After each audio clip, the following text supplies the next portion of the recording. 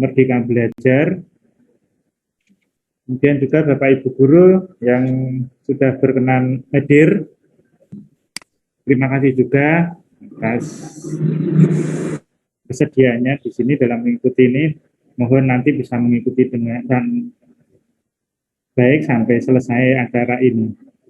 Pada pagi hari ini kita akan mengadakan sosialisasi Merdeka Belajar nanti yang dipandu oleh Bapak Dr. Andes Sumario MPD dengan susunan acara. Yang pertama pembukaan, yang kedua sambutan kepala sekolah, yang ketiga nanti penyampaian materi, 4 nanti sesi tanya jawab, yang kelima penutup. Untuk memulai acara Pikon kita pada pagi hari ini, marilah kita berdoa menurut agama dan kepercayaan kita masing-masing. Berdoa, kita mulai.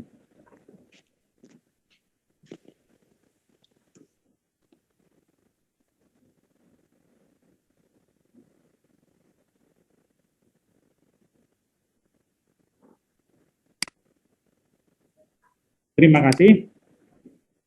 Yang kedua yaitu sambutan kepala sekolah.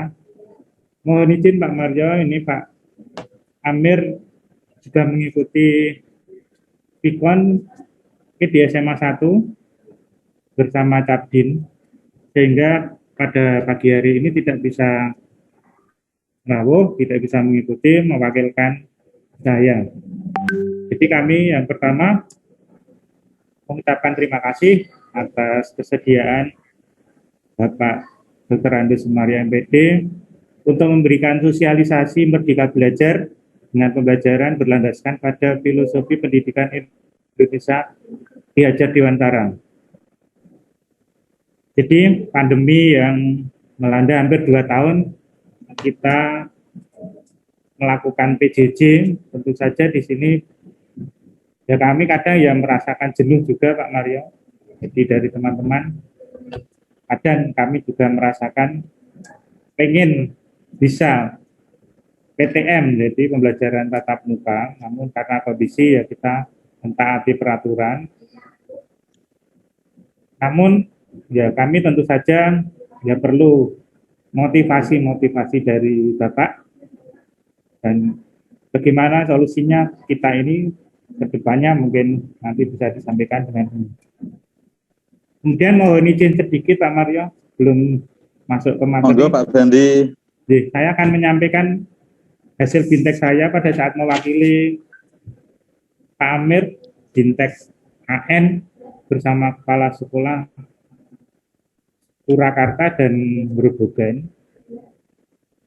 Pada Bapak Ibu, bahwa nanti kita ini kan untuk menggantikan UN, nanti kita akan mengadakan AN, Asesmen Nasional, atau AKM nanti ya, Asesmen Kriteria Minimal.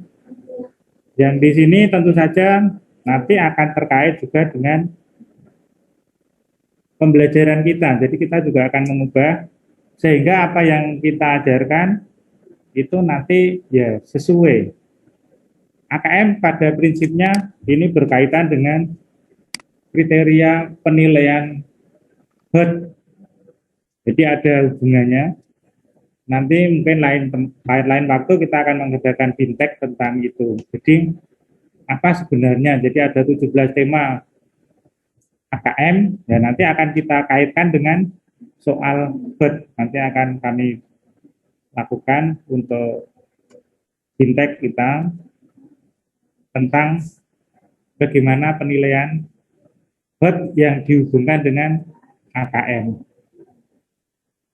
Kiranya dari kami cukup. Kemudian selanjutnya kami mohon bimbingan dari Pak Mario.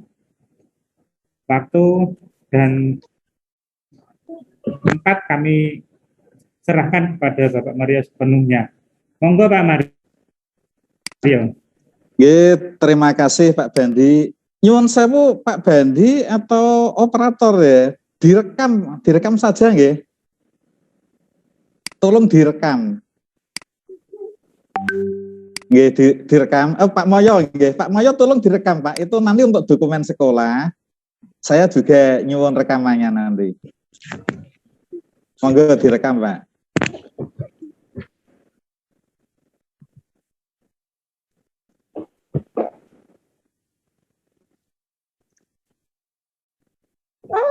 Proses nggih, Pak, nggih. Proses rekam nggih, menika. Oh, nggih. Sudah Pak Moyo? Sudah terekam? Oh, nggih. Nggih, baik Bapak Ibu. Suara Bapak Ibu, suara saya bisa ditangkap dengan jelas atau belum nggih? Jelas, Pak. Jelas nggih, matur nuwun. Baik, nggih. Nggih, kita mulai, kita teruskan Ibu Bapak. Assalamualaikum warahmatullahi wabarakatuh. Waalaikumsalam warahmatullahi wabarakatuh. Selamat pagi, salam sehat, salam sejahtera, salam bahagia untuk Bapak Ibu semua. Biarlah makhluk hidup di bumi ini dapat menikmati, mensyukuri kebahagiaan atas izin Tuhan Yang Maha Kuasa. Bapak Amir Judaidi, Kepala SMA Negeri 1 Gubuk, yang saat ini juga ada aktivitas dan diwakili oleh Bapak Bandi, Bapak Subandi, Wakil Kepala Sekolah urusan kurikulum, yang sekaligus mewakili Kepala Sekolah di dalam sambutan tadi, Bapak Moyo, pakarnya komputer, sekaligus juga tim inti dari SMA Negeri 1 Gubuk, dan teristimewa dan terkhusus Ibu Bapak Guru SMA Negeri 1 Gubuk yang budiman, yang baik hati, yang suka menabung kebajikan, yang sungguh saya hormati. Terima kasih pada kesempatan ini saya menyampaikan, pertama terima kasih karena sudah dikoordinasikan untuk pelaksanaan pendampingan sekaligus sosialisasi implementasi Merdeka Belajar di SMA Negeri 1 Gubuk. Terima kasih yang kedua kepada Ibu Bapak semua yang telah menginvestasikan waktu, menginvestasikan tenaga, pemikiran dalam rangka kegiatan daring pagi hari ini.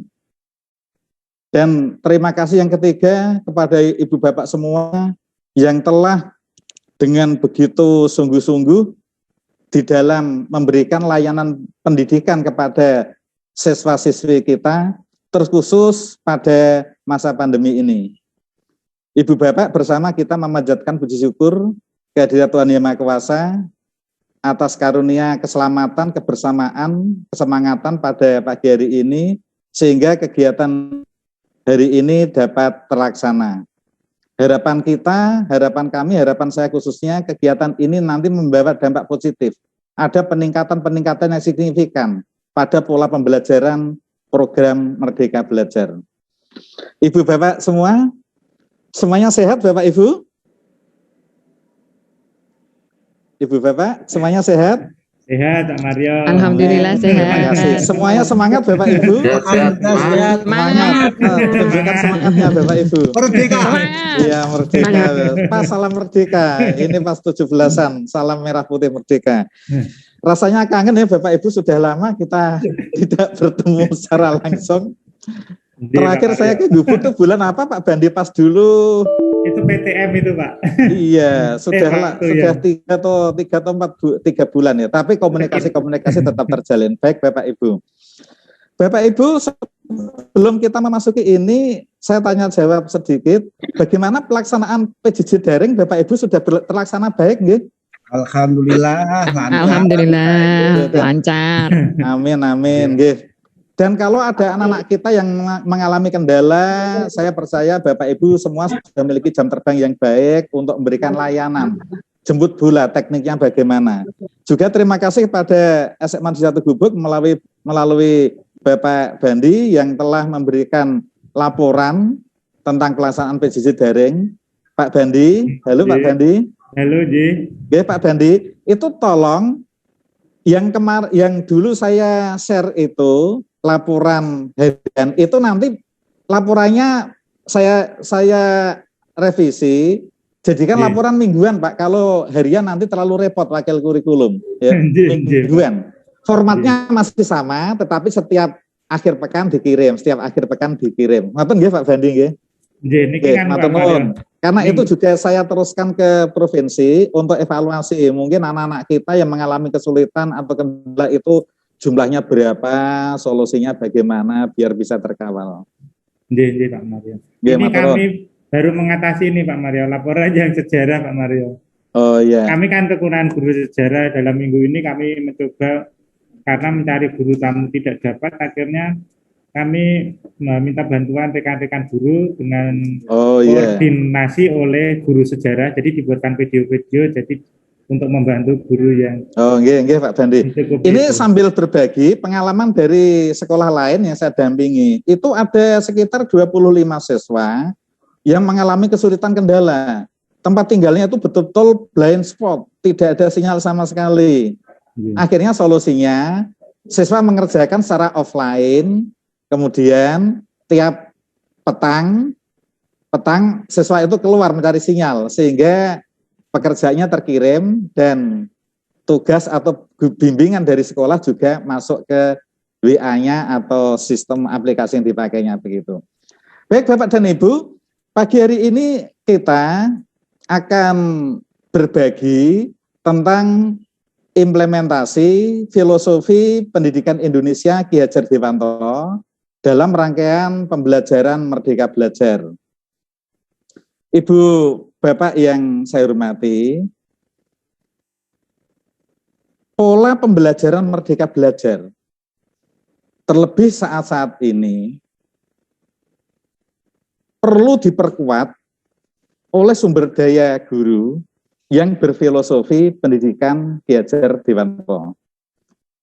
Kita bersama mengetahui Bapak Ibu, perkembangan saat ini luar biasa kecepatannya, luar biasa pembaruan-pembaruan yang ada, maka sekolah memiliki tanggung jawab moral, memiliki tanggung jawab secara regulasi untuk mempersiapkan anak-anak kita, supaya anak-anak kita dapat setidaknya mengikuti perkembangan itu dengan tetap berkarakter Indonesia.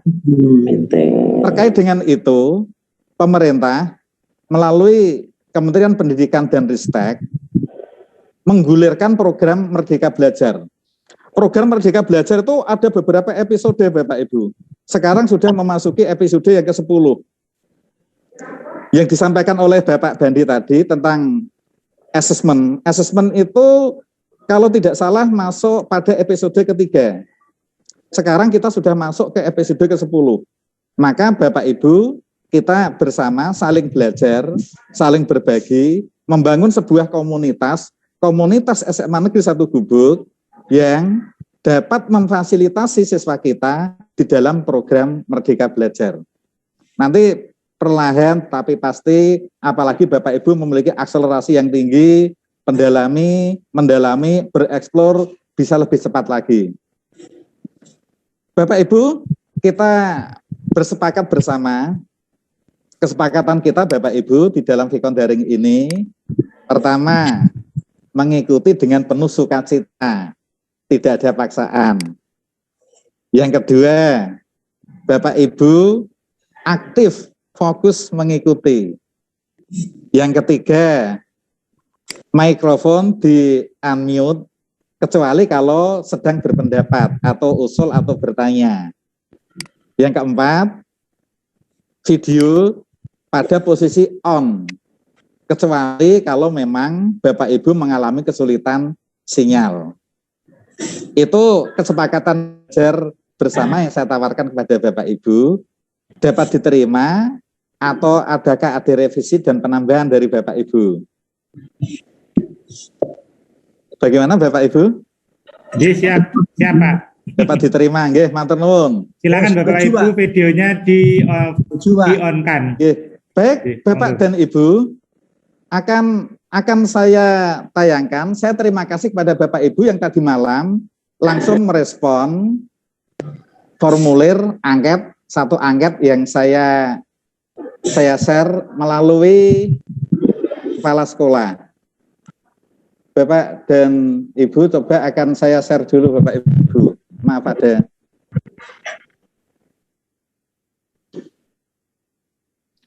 Saya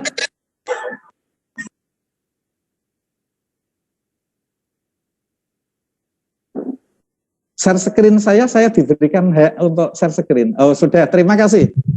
Ya, terima kasih.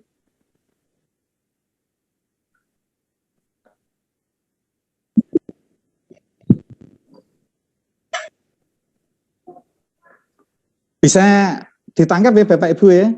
Ya, Bapak Ibu tadi malam saya sudah menyampaikan link ini Google Form dan Bapak Ibu sudah meresponnya. Hasil responnya seperti ini Bapak Ibu. Hasil responnya, saya carinya. Hasil responnya ini.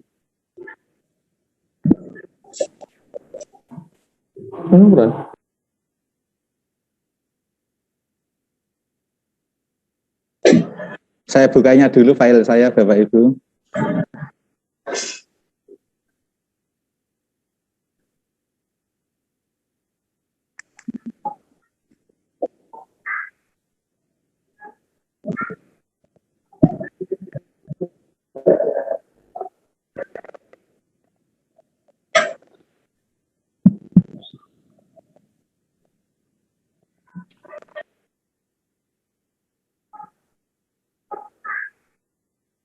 Sudah terlihat atau belum ya Bapak Ibu ya? Oh ini belum, masih proses muka Bapak Ibu, masih proses muka ya.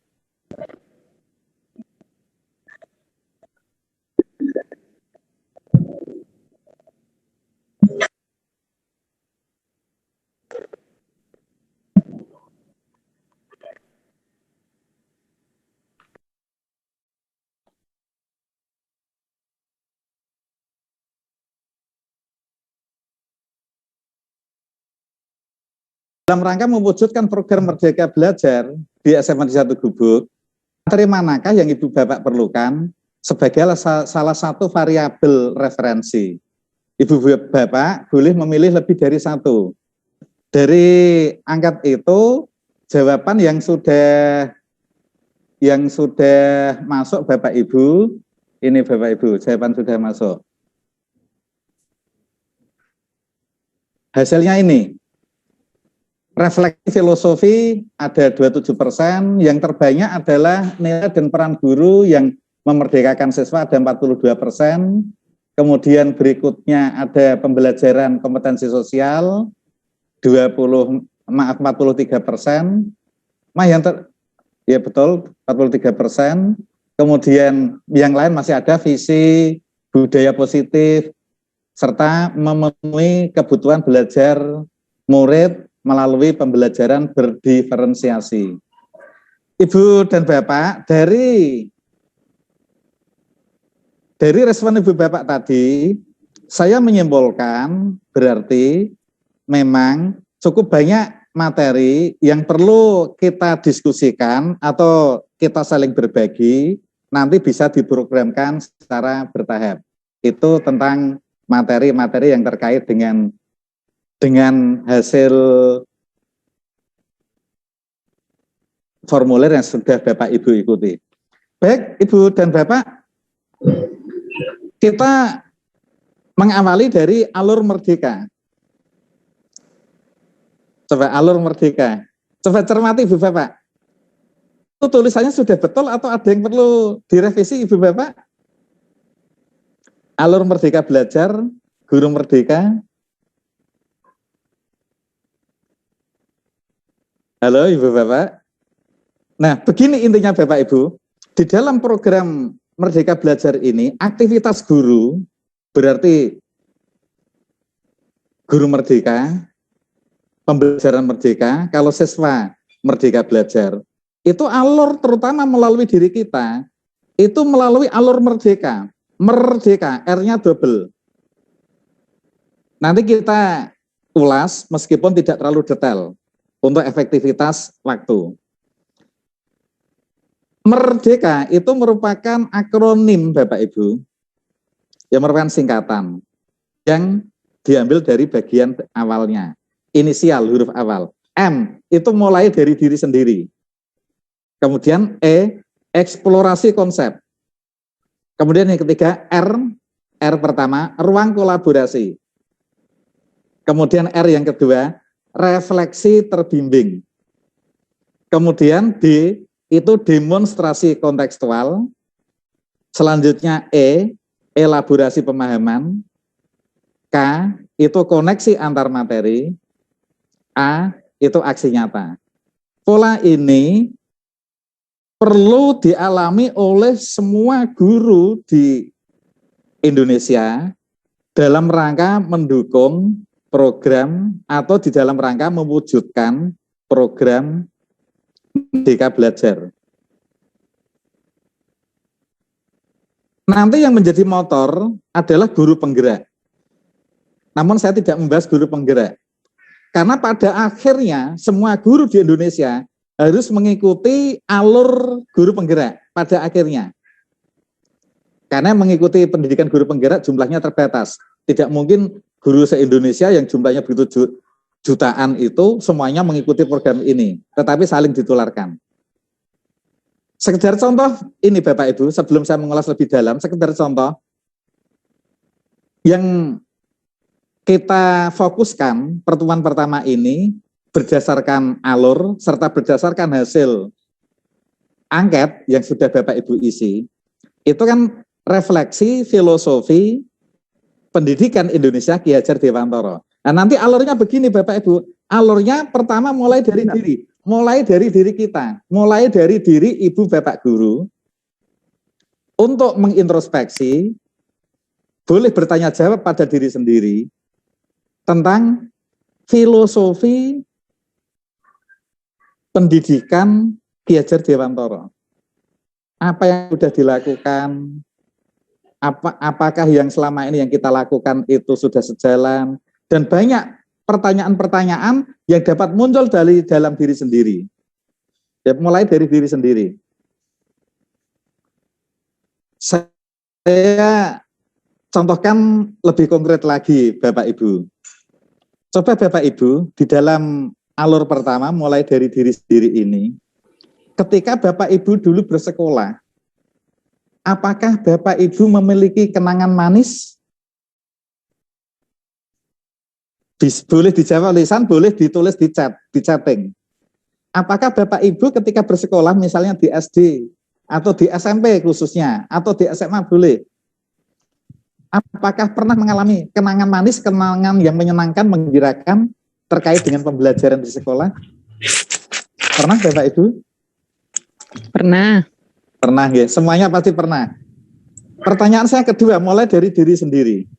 Apakah dulu ketika Bapak Ibu bersekolah juga pernah mengalami rasa jenuh atau bosan mengikuti pelajaran atau bahkan malas berangkat ke sekolah? Pernah Bapak Ibu? Pernah juga. Pernah. Pernah ya, pernah penyebabnya bervariasi. Apakah penyebab Bapak Ibu bosan, jenuh, atau malas bersekolah, itu salah satu penyebabnya adalah cara mengajar guru? Apakah itu pernah dialami di antara Bapak dan Ibu? Betul. Pernah. Iya. Pernah ya Bapak Ibu ya? Nah, Iya. kita sudah mulai menukik Bapak Ibu. Kita sudah mulai mengerucut. Kita mencoba berempati kepada anak kita. Nah, itu nanti terdapat di dalam pembelajaran kompetensi sosial emosional, berempati. Kalau ada anak kita yang malas, kalau anak kita yang tidak mengerjakan, kita perlu berempati. Seandainya posisi kita seperti anak itu, apa yang menyebabkan malas? Apa yang menyebabkan tidak mengerjakan tugas? Apa yang menyebabkan tidak berangkat sekolah? Apa yang menyebabkan bosan dan seterusnya? Kita mulai dari diri kita, Bapak Ibu. Nah, itu M. Kemudian E, eksplorasi konsep. Nah, di dalam alur eksplorasi konsep ini, nanti saya dan Bapak Ibu akan mencoba lebih dalam lagi, membedah, mengeksplor konsep tentang filosofi pendidikan Indonesia Ki Hajar Dewantara. Nanti akan kita bedah eksplorasi konsep. Nah, setelah Bapak Ibu membedah, mendalami, bereksplor, bergumul dengan eksplorasi konsep, maka Bapak Ibu perlu memasuki ke ruang kolaborasi, ruang diskusi, ruang kerjasama dengan komunitas kecil di sekolah Bapak Ibu. Minimal dengan Bapak Ibu berdiskusi dengan teman sebangku atau dengan teman MGMP di tingkat sekolah atau komunitas di internal sekolah Bapak Ibu. Nanti pada akhirnya mengembang ke komunitas yang lebih luas. Misalnya komunitas dengan MGMP tingkat kabupaten atau di tingkat organisasi profesi seperti PGRI, Ikatan Guru Indonesia IGI. Nah, itu nanti dikembangkan Bapak Ibu. Itu ruang kolaborasi. Kemudian refleksi. Setelah Bapak Ibu bereksplor, berdiskusi, mulai refleksi. Refleksi dengan panduan. Setelah Bapak Ibu melakukan semuanya, maka Bapak Ibu memasuki alur demonstrasi kontekstual. Kalau ini tentang filosofi pendidikan Ki Hajar Dewantara, berarti Bapak Ibu misalnya membuat sebuah tulisan tentang atau membuat sebuah karya apapun. Kalau Bapak Ibu yang senang musik, ya dengan misalnya membuat lirik lagu atau mencari iringan musik yang itu dapat menyatu dengan filosofi pendidikan Ki Hajar Dewantara. Andai Bapak Ibu itu senang melukis, Bapak Ibu boleh saja demonstrasi kontekstual dengan melukis. Oh ini loh, implementasi filosofi pendidikan Ki Hajar Dewantara. Kalau Bapak Ibu senang berbicara, boleh Bapak Ibu dengan berbicara direkam misalnya. Atau dikembangkan dengan cara yang lain. Begitu demonstrasi ada sebuah karya, demonstrasi sebuah karya, ada sebuah karya Bapak Ibu.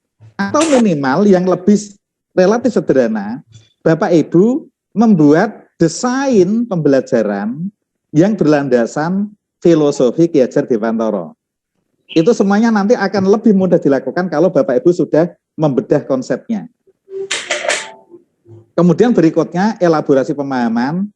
Ini perlu kita berkomunitas dengan para pakar karena mengelaborasi lebih tajam lagi mendalaminya supaya kita betul-betul pemahaman kita betul-betul valid, betul-betul mengena tentang filosofi pendidikan Ki Hajar Dewantara. Setelah itu koneksi antar materi yang sudah pernah kita baca, kita dengarkan, kita diskusikan, kita dalami lewat membaca, lewat menyimak, lewat video, atau dari bimbingan, atau dari karya yang sudah pernah kita buat, itu kita hubungkan, sehingga ada sebuah benang merah. Dan semuanya itu nanti puncaknya adalah aksi nyata, eksekusi. Eksekusi pembelajaran Bapak Ibu di lapangan, eksekusi pembelajaran Bapak Ibu di sekolah. Nah, itu alurnya seperti itu Bapak Ibu. Alurnya. Bisa saya teruskan Bapak Ibu? Ya Pak. Ya, Bisa. Begini Bapak Ibu, Ya, tadi kesepakatannya ada yang belum lengkap. Seandainya pada waktu saya menyampaikan materi ini Bapak Ibu ada yang interupsi, langsung saja interupsi, raise hand atau langsung suaranya masuk. Begitu. Sehingga kita lebih hidup. Tidak usah menunggu nanti bagian akhir tanya jawab. Perlu Bapak Ibu. Kita rileks santai saja Bapak Ibu. Nah Bapak Ibu, secara keseluruhan materi-materi yang saya rangkum dari program Merdeka Belajar, kemudian saya hubungkan dengan respon Bapak Ibu melalui angkat yang Bapak Ibu tulis, kirimkan tadi malam dan pagi tadi.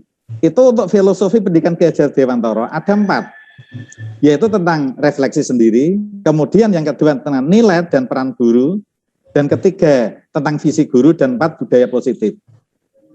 Kemudian praktik pembelajaran yang berpihak pada murid, mencakupi 3 hal, yaitu memenuhi kebutuhan belajar, melalui pembelajaran berdiferensiasi, selanjutnya pembelajaran sosial dan emosional, dikenal dengan KSE, dan coaching.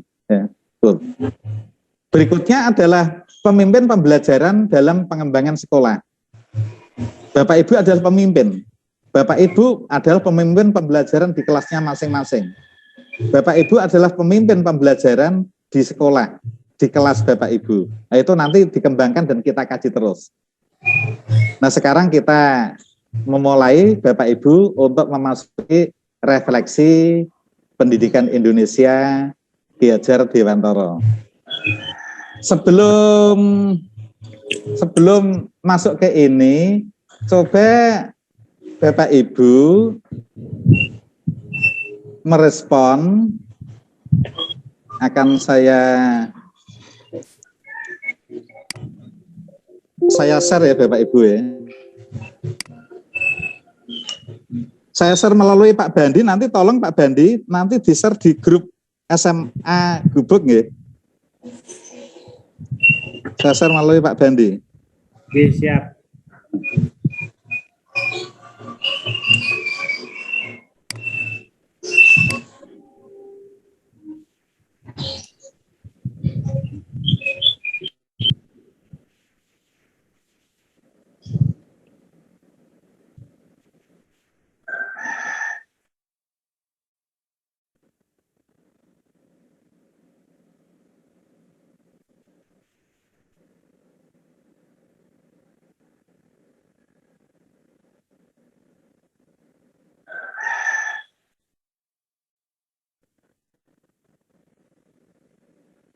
Sudah saya kirim ke WA Pak Bandi, tolong Pak, itu diklik untuk diisi survei sederhana.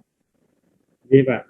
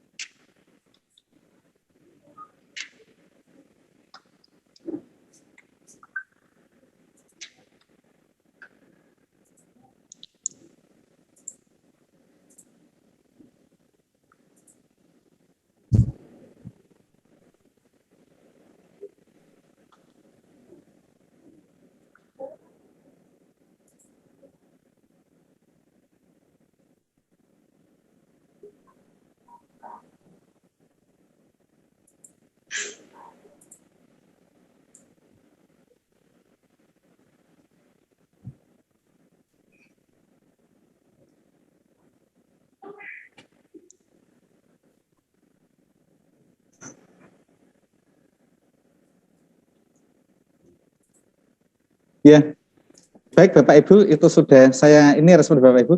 Bagaimana dominasi perasaan Ibu Bapak saat pembelajaran sehari-hari bersama siswa?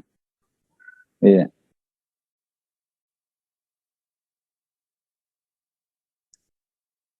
Ya, sudah bertambah terus jawaban yang masuk. Terima kasih Bapak Ibu.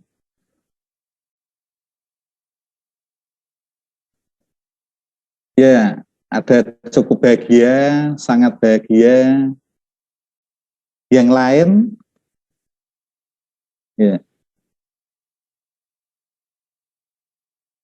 Ya, baik Bapak dan Ibu. Terima kasih Bapak Ibu, tepuk tangan Bapak Ibu untuk responnya. Saya terima kasih Bapak Ibu ketika pembelajaran suasana hatinya ada yang sangat bahagia, cukup bahagia. Nah, ini modal penting Bapak Ibu ya, modal penting. Ketika kita berhadapan dengan komunitas siswa kita, suasana hati kita, perasaan kita itu senang, bahagia, bersukacita, sesulit apapun materinya, siswa ada minat untuk mengikuti. Ya, siswa ada keinginan untuk mengikuti. Sebetulnya ini linear dengan filosofi Ki Hajar Dewantara. Ing ngarsa sing tulodo, ing madya ngangon karsa, ing ngarsa sing tulodo, ing madya mangun karsa, tututi handayani. Ada linear ini Bapak Ibu. Nah, terima kasih Bapak Ibu. Nanti kita pertajam lagi. Satu lagi Bapak Ibu. Satu lagi pertanyaan saya. Saya share lagi ke Pak Bandi. Tolong nanti di-share.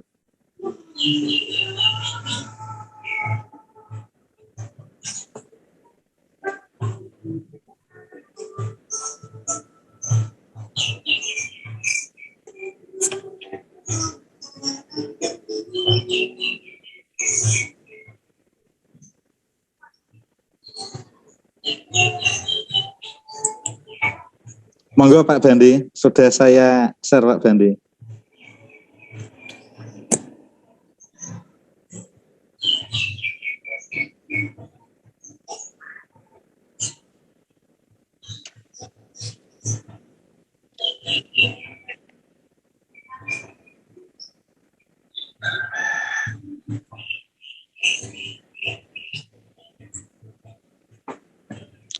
Nek ngene iki arep nganu piye, Mbak?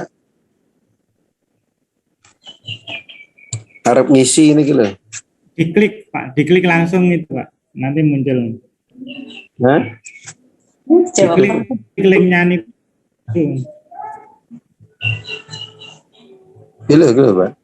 Iya. Isi Bapak Ibu maaf sebelum lengkap. Itu kan ada 3. Bapak Ibu merespon yang angka 1 dulu. Angka 1. Direspon yang angka 1 dulu Bapak Ibu. Yang 2, 3 nanti, yang angka 1. Nanti itu saya tutorial. Diklik. Kan enak aku apa? Tahu. Pindahnya ke laptop.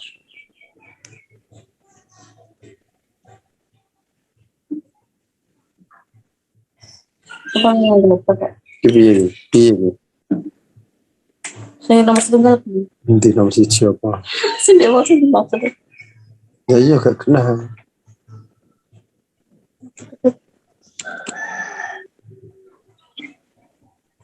Dulu sih tutorial terus. Ya iki sih tutorial terus.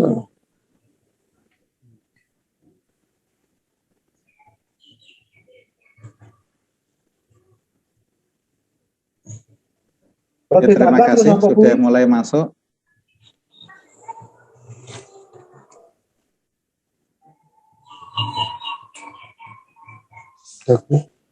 Ya, sudahkah Ibu Bapak menerapkan dan seterusnya? Itu responnya ya, ada yang belum, ada yang sudah berusaha. Ya, sudah beberapa masuk. Piye? Kunci tuh di sini. Sini aja yang di sini nanti. Sudah ada, Diklik. ya sudah ada 16 respon yang masuk. Ini kan lah. Ini level Pak. Ini kok kanalnya. Iya. Ya diklik kan berarti. Apa tambahan ini? Tambah. Ya, bertambah yang sudah masuk. Dewa kan klik sampun ya Pak. Ya kena. Klik sing ngendi ra kena kok. Nggak diklik apa. Oh, gone nganu Pak Selamat gone nomor itu loh. Ya, sudah belum, sudah. Yang di Pak Ban. Sudah berusaha belum? Plus Kami terus berusaha, ya bagus. Ya sudah berusaha, sudah berusaha, ya baik. Sudah berusaha, bagus sekali. Terima kasih Bapak Ibu responnya, respon yang prospektif untuk mewujudkan Merdeka Belajar. Nah, apa rencana Ibu Bapak setelah mengikuti sesi ini mencoba untuk mengajar dengan lebih menyenangkan, membuat pembelajaran lebih komunikatif dan menyenangkan, ya.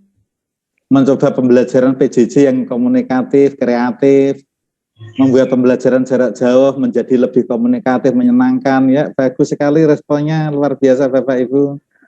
Ya, responnya Bapak Ibu luar biasa. Ya, baik. Masuk ke telepon. Baik Bapak dan Ibu, ini saya stop share screen saya. Namun Bapak Ibu masih dapat terus mengisi nanti. Dapat terus mengisi karena ini saya buka terus begitu Bapak Ibu. Nanti kalau memungkinkan bagian akhir saya buka lagi begitu. Baik Bapak dan Ibu, Bapak Ibu sudah memberikan masukan-masukan pada saya. Nah, maksud saya begini Bapak Ibu, pola yang saya lakukan pagi ini dengan Ibu Bapak itu sebetulnya merupakan wujud, bagian dari wujud Merdeka Belajar Bapak Ibu. Siswa kita libatkan penuh sejak awal, diajak bersepakat. Misalnya pembelajaran daring, diajak bersepakat. Ayo bagaimana supaya pembelajaran daring ini dapat berlangsung dengan baik, menyenangkan, dan semua dapat mengikuti sesuai dengan potensinya, sesuai dengan kondisinya masing-masing. Dimasukkan dalam kesepakatan Bapak Ibu. Jujur Bapak Ibu, saya sudah melakukan survei di berbagai kabupaten, di berbagai sekolah, tidak hanya SMA, namun juga non-SMA saya survei. Yang saya temukan Bapak Ibu, pembelajaran yang saat ini berjalan, atau kemarin pada waktu luring berjalan, itu rata-rata pola pembelajaran itu modelnya top down. Guru merancang penuh, murid tinggal menerima. Murid siswa seolah-olah itu sebuah botol kosong. Berarti polanya sepenuhnya berada di tangan sekolah, tangan guru, murid tinggal menerima. Namun dengan pola ini, murid kita ajak bicara dulu Bapak Ibu. Apa yang dibutuhkan, apa kesulitannya, apa keunggulan murid, begitu misalnya. Diajak bersepakat, sejak awal diajak bersepakat. Ya saya percaya Bapak Ibu sudah berusaha seoptimal mungkin. Namun pola kita perbarui, kita update terus saat demi saat. Baik, kita masuk ke mulai dari diri sudah, kita masuk ke eksplorasi konsep Bapak Ibu sekarang. Ya sekarang kita masuk ke eksplorasi konsep.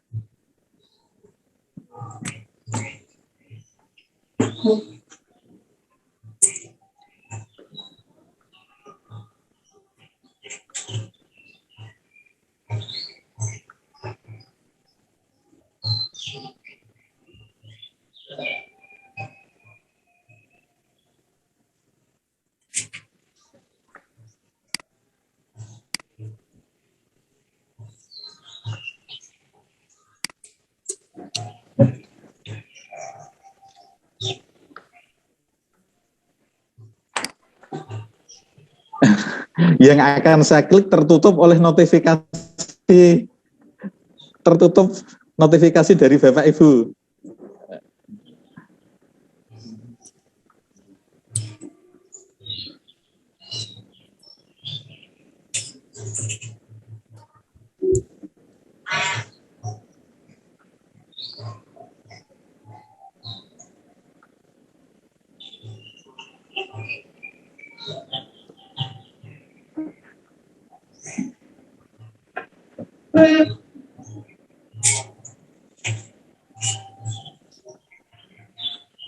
Sebentar Bapak Ibu, masih tertutup Bapak Ibu.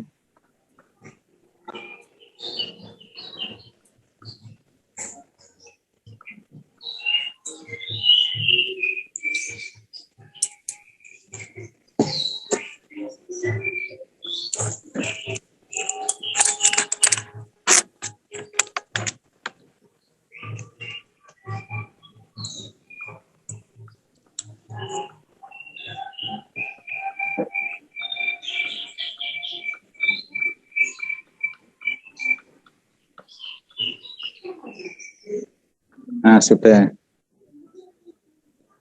Sudah tershare Bapak Ibu? Belum, Pak.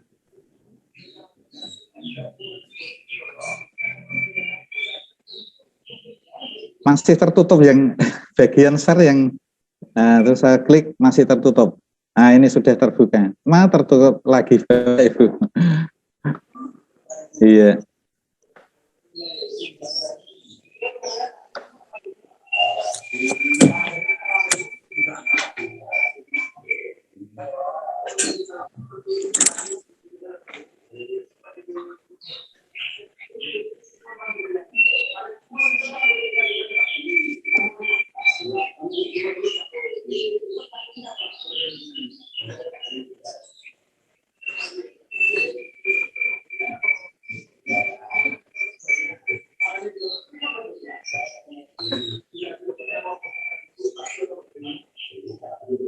Saya bukanya dulu Bapak Ibu.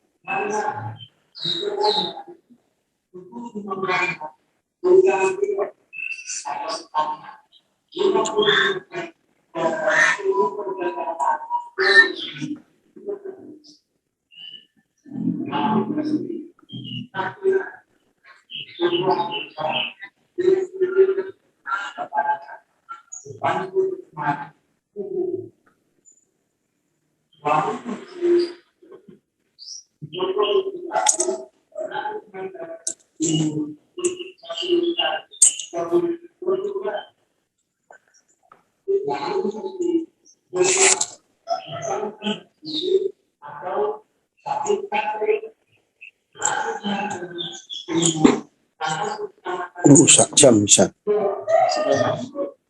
Ya, baik Bapak dan Ibu.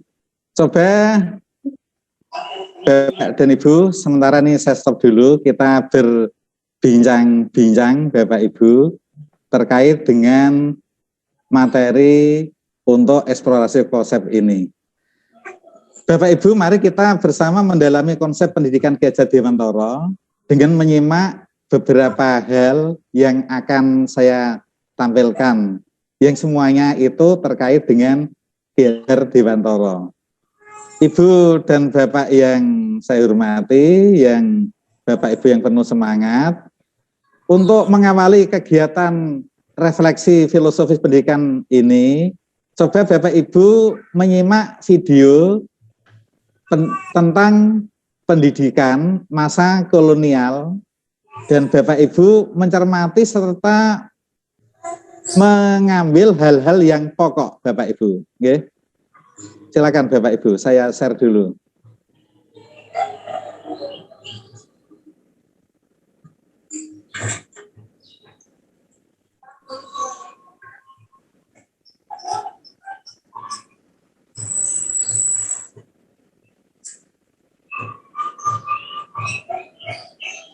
Silakan disimak Bapak Ibu.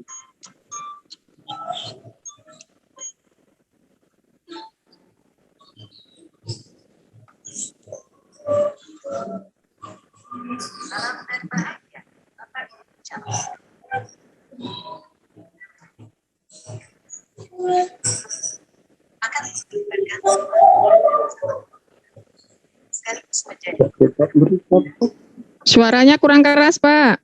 Nggak ada suaranya. Suaranya kurang keras. Sudah saya maksimalkan Bapak Ibu. Oh, volumenya sudah saya maksimalkan. Tapi belum dengar, Pak. Ini bawaan dari sana Bapak Ibu. Oh, ngaten.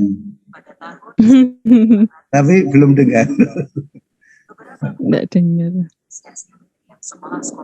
Tak gede nih volumeku.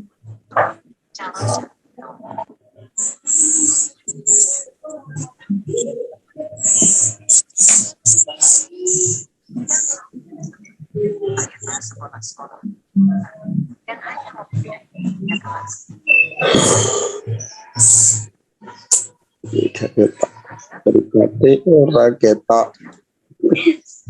Iya.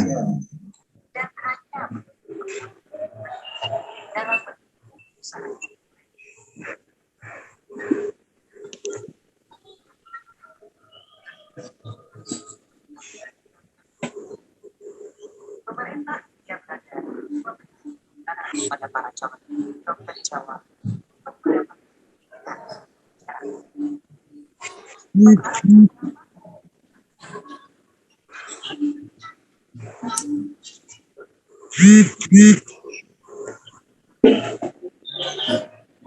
pada tahun 1920 lahirlah cita-cita baru yang menginginkan perubahan radikal dalam pendidikan dan pengajaran.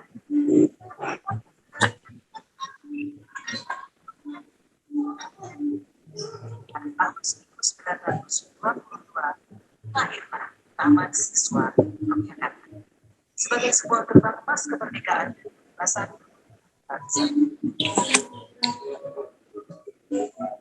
Taman Siswa ada sebagai mahasiswa rakyat untuk merdeka.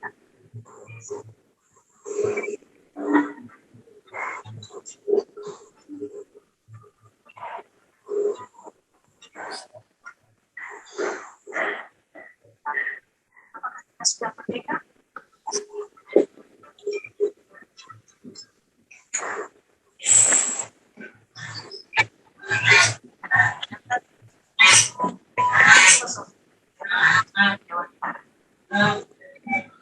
Salam dan bahagia.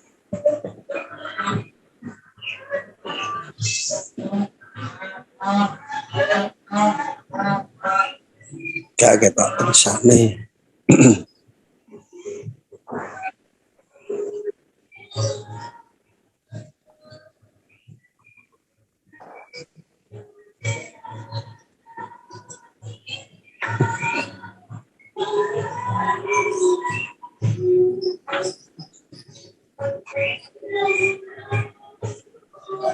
Nah, Bapak Ibu tadi sudah Bapak Ibu mencermati video awal. Tidak ada tanya jawab khusus Bapak Ibu, hanya yang dapat kita simpulkan pada masa penjajahan tersebut, sekolah itu didirikan tujuannya tidak untuk mencerdaskan bangsa. Namun untuk apa Bapak Ibu? Untuk apa Bapak Ibu? Saat itu sekolah didirikan dalam rangka untuk memenuhi kebutuhan pegawai. Nah, itu bisa menjadi bagian dari refleksi kita. Nah, selanjutnya Bapak Ibu, kita pertajam lagi Bapak Ibu tentang filosofi Ki Hajar Dewantara ini.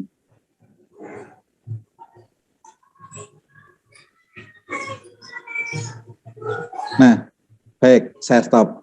Ibu dan Bapak yang saya hormati, Bapak dan Ibu tadi semuanya sudah menyaksikan pola pendidikan pada masa penjajahan.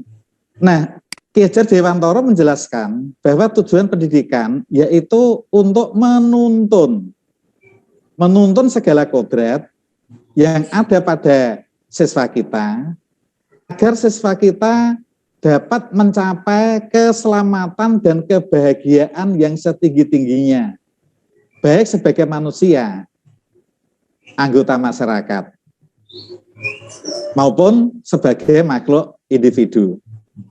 Oleh sebab itu, terkait dengan filosofi tersebut bahwa guru itu menuntun, maka pendidik, guru sebagai pendidik hanya dapat menuntun bertumbuhnya, menuntun berkembangnya siswa-siswa kita, kekuatan yang ada pada anak kita, kekuatan kodrat, kekuatan talenta yang ada pada anak kita, supaya dapat bertumbuh, dapat berkembang sesuai dengan talentanya masing-masing.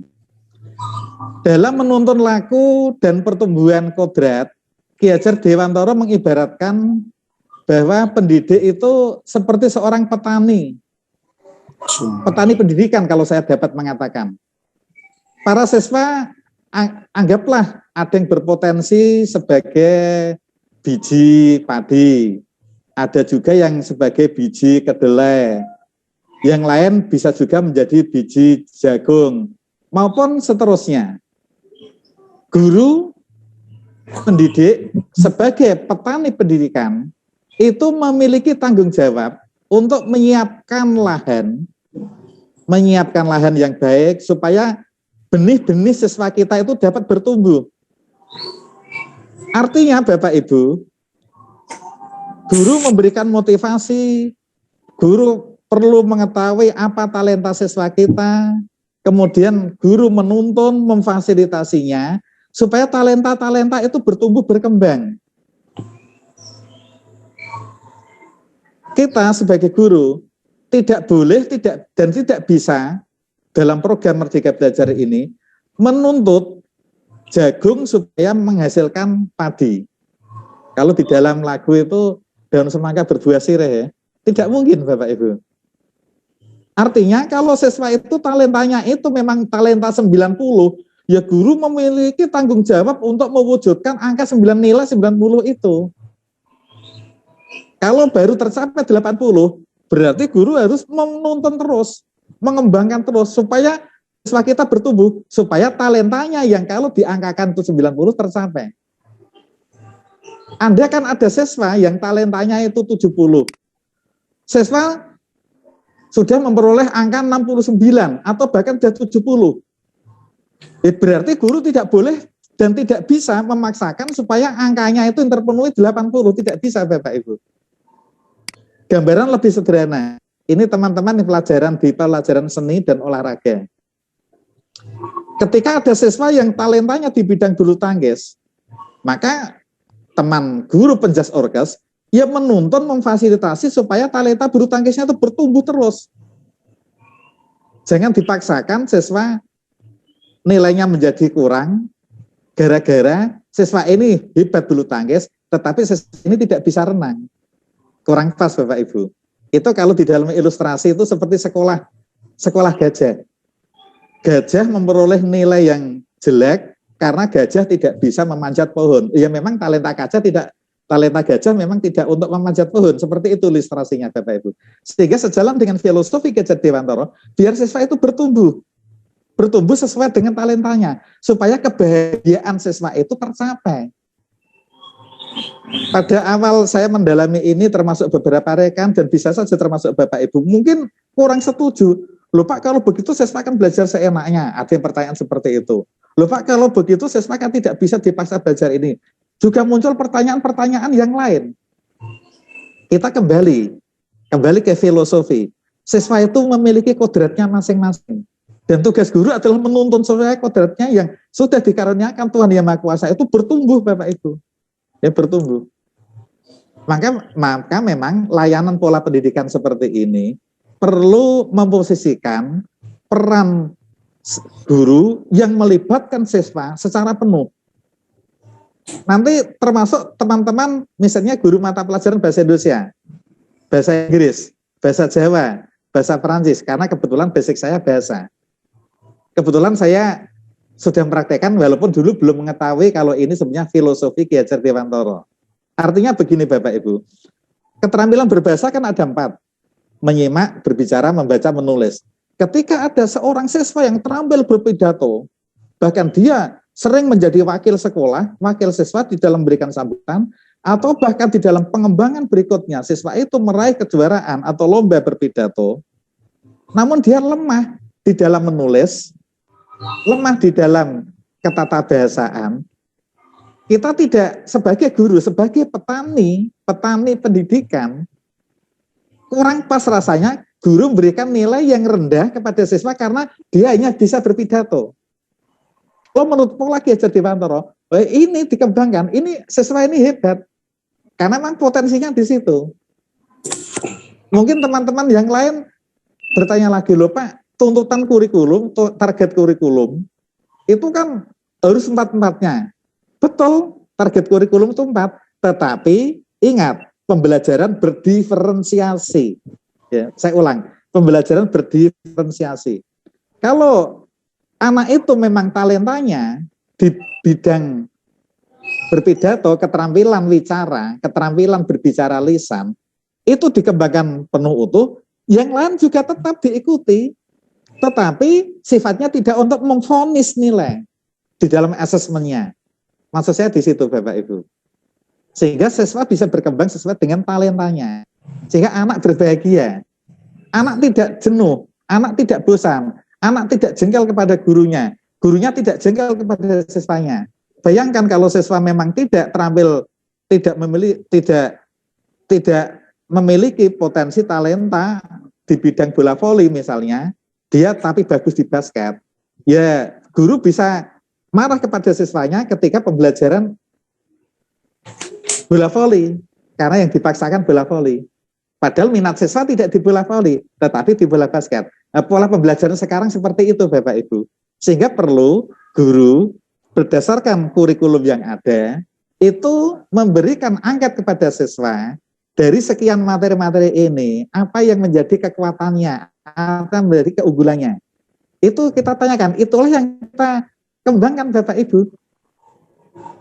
Ini perwujudannya seperti itu Bapak Ibu kalau kita mengarah ke filosofi Ki Hajar Dewantara. Baik Bapak dan Ibu, untuk berikutnya terkait dengan tadi yang sudah saya sampaikan, di dalam filosofi pendidikan Indonesia Ki Hajar Dewantara itu ada kodrat alam dan kodrat zaman. Kita cermati lebih dalam lagi. Untuk betul-betul menukik tajam mendalam, silakan Bapak Ibu untuk bereksplor, untuk belajar mandiri.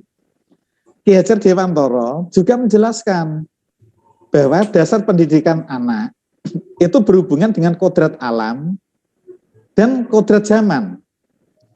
Kodrat alam ini berkaitan dengan sifat, berkaitan dengan bentuk lingkungan, tempat anak itu berada. Sedangkan kodrat zaman berkaitan dengan isinya atau iramanya, irama waktu maksudnya Bapak Ibu. Nah Bapak Ibu, di dalam pola pembelajaran seperti ini, berarti ini sejalan dengan profil pelajar Pancasila yang menjadi visi pendidikan Indonesia. Bapak Ibu, Kementerian Pendidikan melalui Merdeka Belajar ini memiliki visi pendidikan Indonesia. Visi pendidikan Indonesia itu mewujudkan profil pelajar Pancasila. Profil pelajar Pancasila itu ada 5 indikator. Indikator beriman, bertakwa kepada Tuhan Yang Maha Kuasa, dan berakhlak mulia. Kemudian indikator yang kedua, berkebinekaan global. Siswa bisa mengikuti perkembangan apapun sampai di level tingkat dunia, tetapi tetap berkarakter Indonesia. Itu kalau bentuk nasional.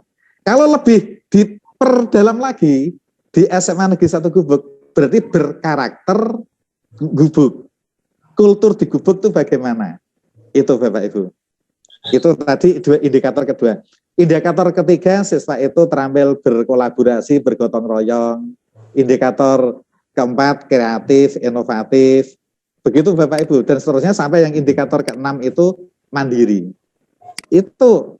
Nah, program Merdeka Belajar untuk memudahkan ini Bapak Ibu.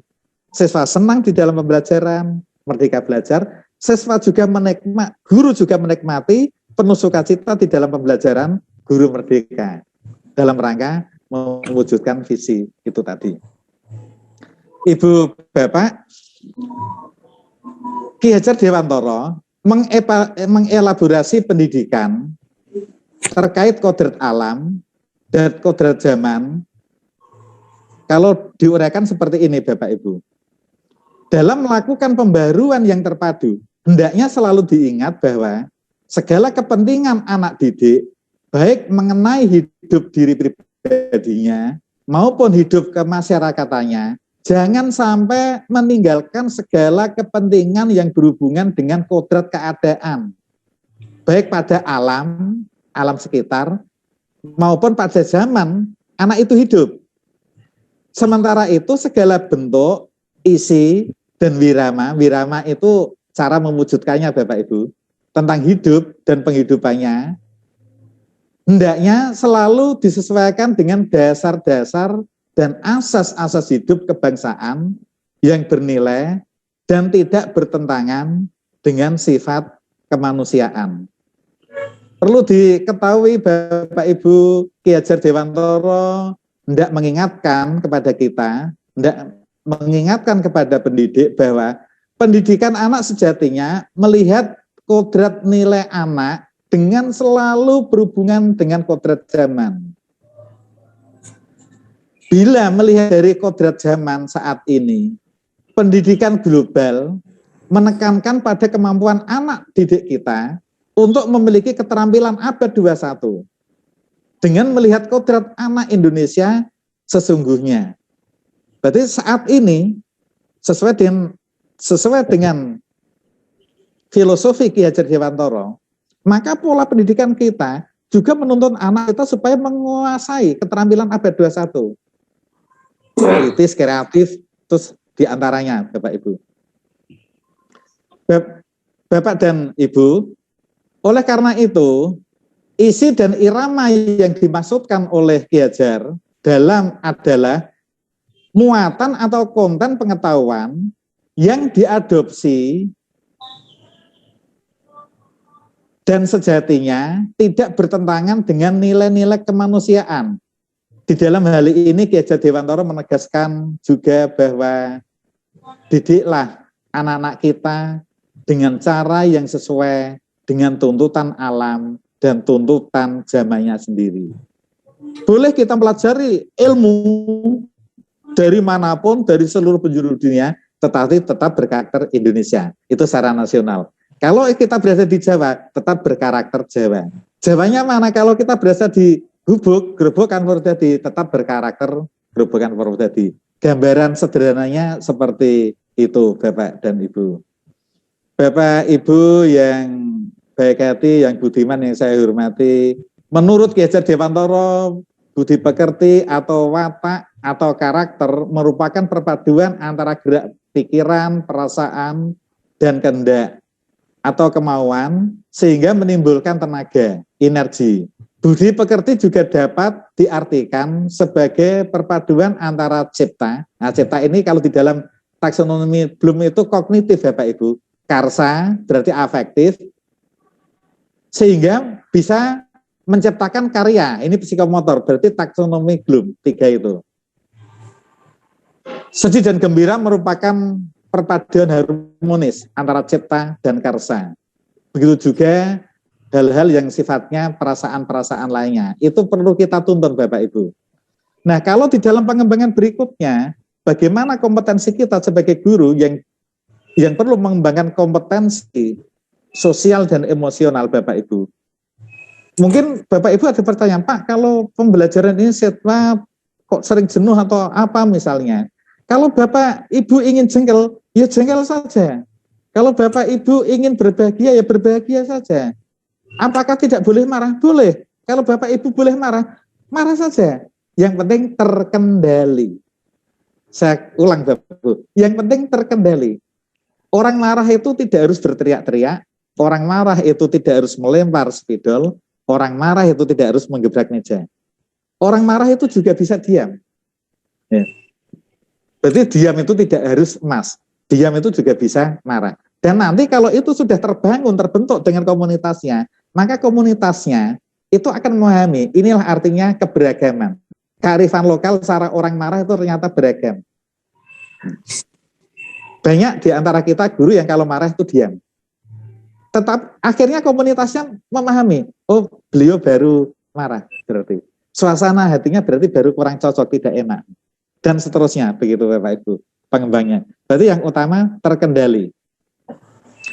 Bapak Ibu perlu dicermati bahwa alam keluarga menjadi ruang bagi anak untuk mendapatkan teladan, tuntunan, pengajaran dari orang tua.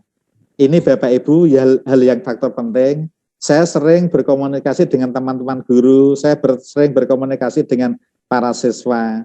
Ternyata banyak siswa kita itu di rumah berada pada lingkungan keluarga yang kurang beruntung karena orang tuanya terlalu atau bahkan merantau keluar pulau sehingga tidak ada yang membimbingnya di rumah, tidak ada yang mendidiknya di rumah.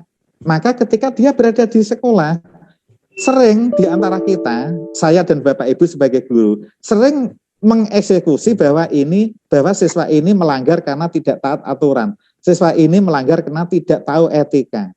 Coba kalau kita mencermati filosofi Ki Hajar Dewantara, kita cermati dulu. Kita berikan empati. Mengapa dia sampai seperti itu? Oh, ternyata di rumah dia hanya dengan neneknya. Atau sekarang malah banyak yang orang tuanya misalnya sedang merantau atau bekerja dari pagi sampai sore atau sampai malam misalnya. Sehingga tidak ada yang bimbing di rumah. Nah, ini merupakan hal yang baik bagi sekolah, bagi guru, untuk mengetahui latar belakang siswa. Nah, ketika di rumah tidak memperoleh bimbingan yang seharusnya diperoleh, maka ini peran guru sangat menentukan, Bapak Ibu. Bapak dan Ibu, masih tentang dasar-dasar pendidikan, Bapak Ibu, saya tidak akan mengulasnya terlalu detail, nanti Bapak Ibu mencermati sendiri tentang dasar-dasar pendidikan yang terkait dengan filosofi pendidikan Ki Hajar Dewantara. Sekarang banyak buku, baik buku cetak maupun buku elektronik tentang filosofi pendidikan Ki Hajar Dewantara. Silakan Bapak Ibu mendalami dan mencermatinya. pada waktu Bapak Ibu berkuliah dulu di dalam mata kuliah dasar-dasar pendidikan atau didaktik metodik atau pedagogi itu pernah kita pelajari. Coba sekarang kita buka ulang. Termasuk metode-metode pembelajaran atau ada metode Montessori atau Froebel dan yang lain, masih banyak lagi yang lain Bapak Ibu. Tidak kita ulas di sini Bapak Ibu, waktunya tidak memungkinkan.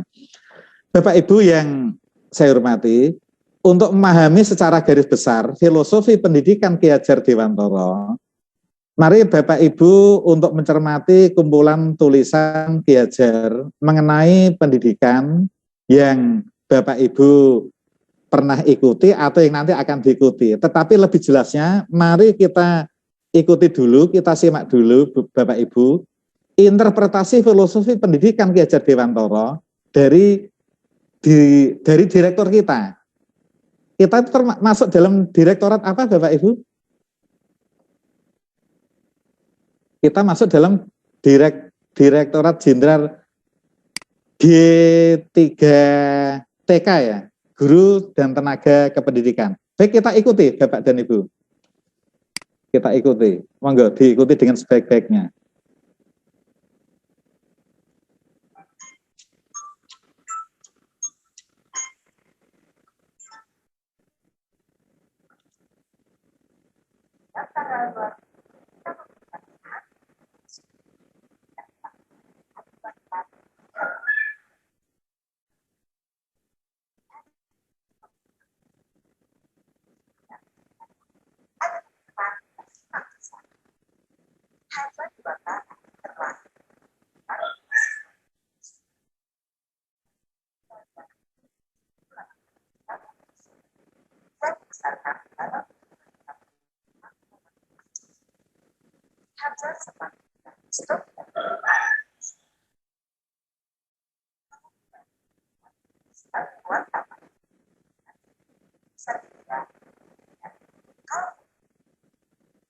Sejak muda,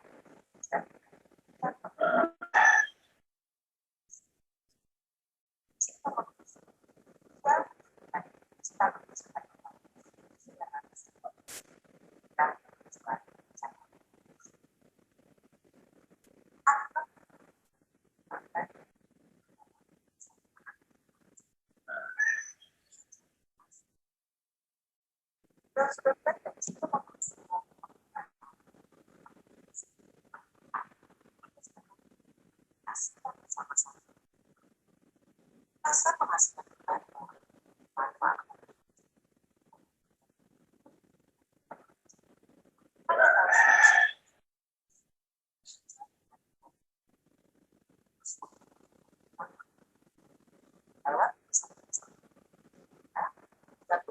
Keluar masuk ke sana. Maka kita juga sejak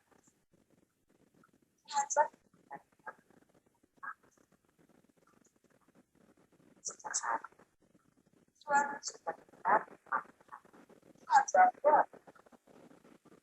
anak-anak dari semua kawan baik status sekolah tangan siswa harus solusi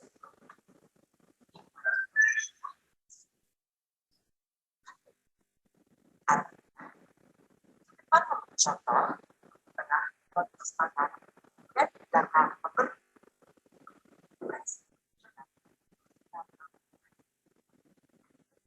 tangan siswa setelah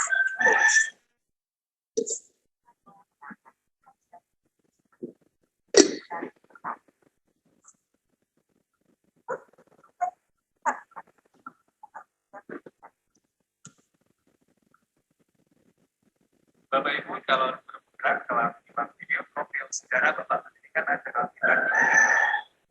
Pada kesempatan ini, kan saya memaparkan refleksi saya terkait pendidikan belajar lewat cara membuat kita lebih memahami impian besar beliau bahwa anak Indonesia mencapai merdeka belajar.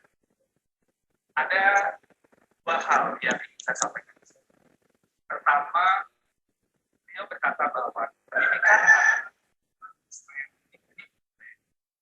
pada hal ini agar membuat sebuah koneksi, dua hal yang tidak terpisahkan antara pendidikan dan hal ini adalah satu persatu. Hajar untuk mencapai kebudayaan yang kita miliki, peradaban bangsa yang kita cita-citakan, pendidikan adalah fondasi atau dengan bahasa yang hanya tempat kesemayaan benih-benih budaya. Dan kata lain, pekerjaan yang kita lakukan di pendidikan bukan saja pekerjaan untuk anak bersekolah, yang hasilnya baik dan lain sebagainya, tapi adalah pekerjaan untuk kebudayaan yang kita cita-citakan. Kata lain, ini adalah pekerjaan untuk membentuk peradaban. Ini peran yang sangat penting antara pendidikan dan kebudayaan. Dua-duanya adalah satu ikatan yang tidak bisa dilepaskan. Yang kedua, inti dari filsafat Dewantara itu adalah perubahan. Dalam hal ini, bagi saya, analogi yang tepat untuk filsafat Dewantara itu adalah seperti tata surya. Selalu bergerak, selalu tidak pernah berhenti dari waktu ke waktu. Dia tidak pernah statis. Karena itu, bagi Ki Hajar, kebudayaan tidak boleh statis, harus terus bergerak. Dalam upaya pemeliharaan kebudayaan, bagi Ki Hajar, itu harus terus bergerak sesuai dengan kodrat alam dan kodrat zaman. Jika kebudayaan itu terisolasi, kebudayaan itu akan hancur. Pendidikan pun juga sama, tidak boleh statis. Pendidikan harus terus berubah, menjawab tuntutan zamannya. Karena sepertinya kalau dalam tata surya itu, kalau Bapak Ibu bayangkan, kalau planet itu berhenti bergerak statisnya, itu akan terjadi sebuah chaos, sebuah kekacauan. Dan itulah yang dilihat oleh Ki Hajar bahwa semuanya itu harus terus bergerak dan bergerak, tidak pernah berhenti. Artinya perubahan adalah hal yang kekal, yang harus terus terjadi. Selanjutnya, planet-planet itu dalam tata surya tidak ada yang sama. Bisa terlihat keberagaman. Ada planet Merkurius, ada planet Venus, ada Bumi, ada Mars, dan seterusnya. Dalam melihat planet-planet ini, inilah yang kita juga lihat dalam kebudayaan dan pendidikan. Dalam kebudayaan Ki Hajar tidak ada yang sama. Ada kebudayaan yang mungkin seperti Mars, ada seperti Bumi gitu ya, tapi tidak bisa disamakan. Ketika kita melakukan perubahan kebudayaan, itu bukan untuk menyamakan semuanya, tapi memasukkan identitas dari masing-masing kebudayaan. Dan kebudayaan itu terus berkembang dan terus berkembang kepada semua. Dalam filosofi Ki Hajar, sukunya ini, atau di mana semua planet itu bersuku, itu adalah nilai-nilai manusia.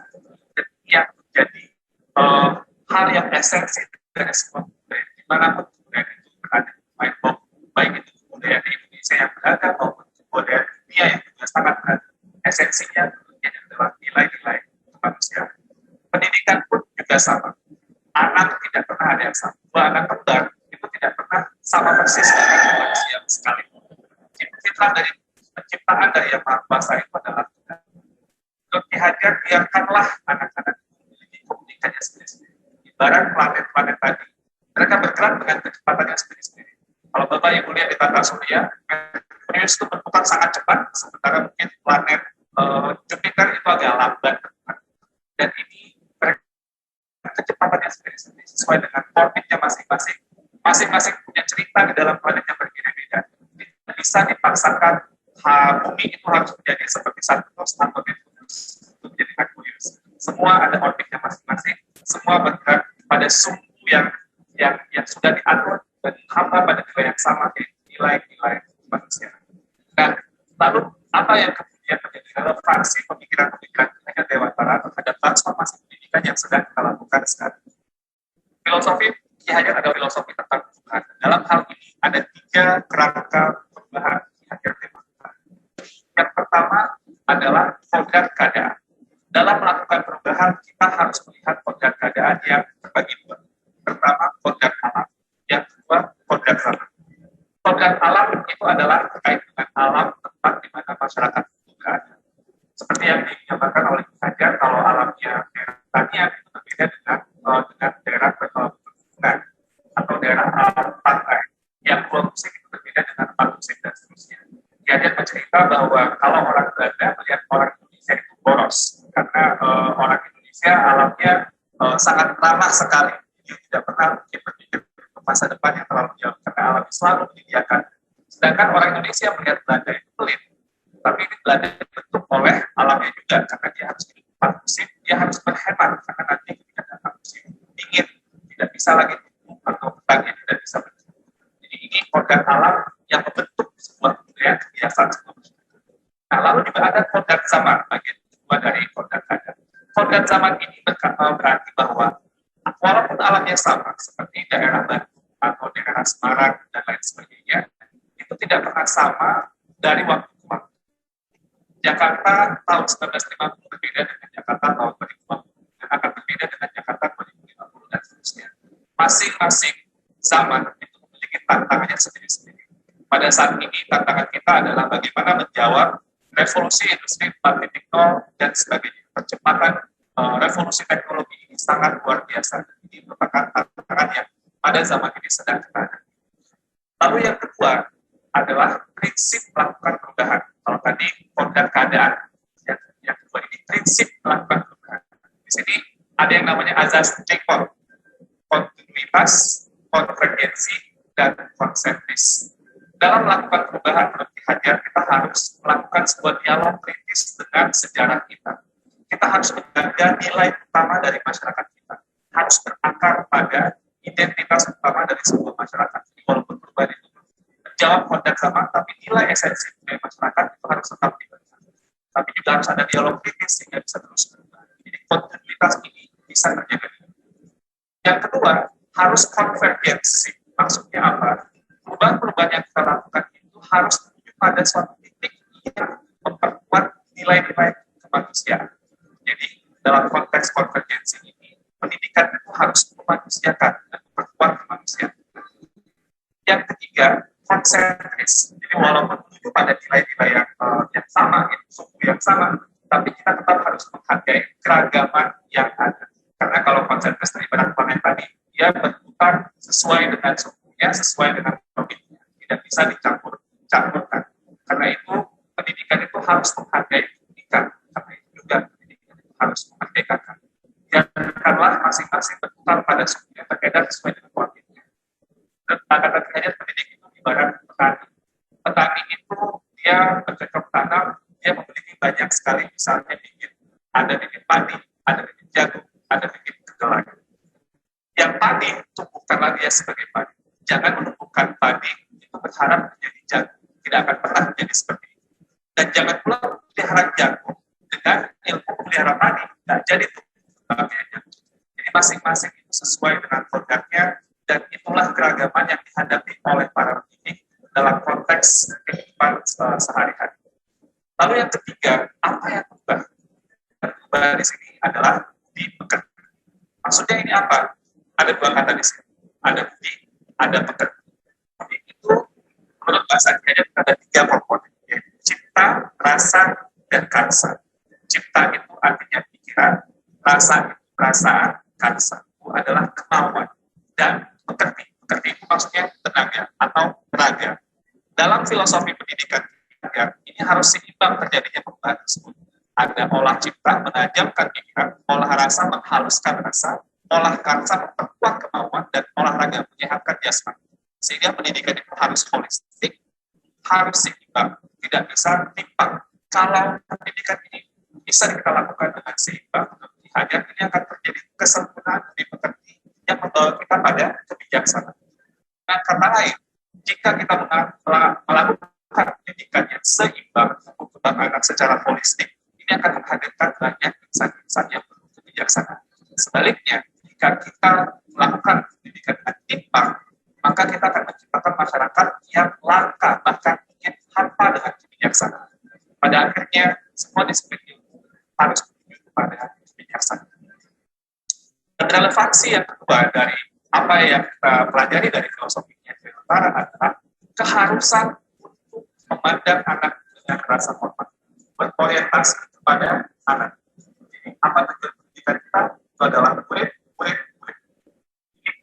Menurut Hajar, semua yang kita lakukan yang kita pendidikan dan para pendidik itu harus berorientasi kepada dengan bahasa kita, salah satu asas dari taman siswa, bebas dari segala ikatan, dengan suci hati mendekati sang anak, tidak untuk meminta suatu hal, namun untuk berhamba pada sang anak.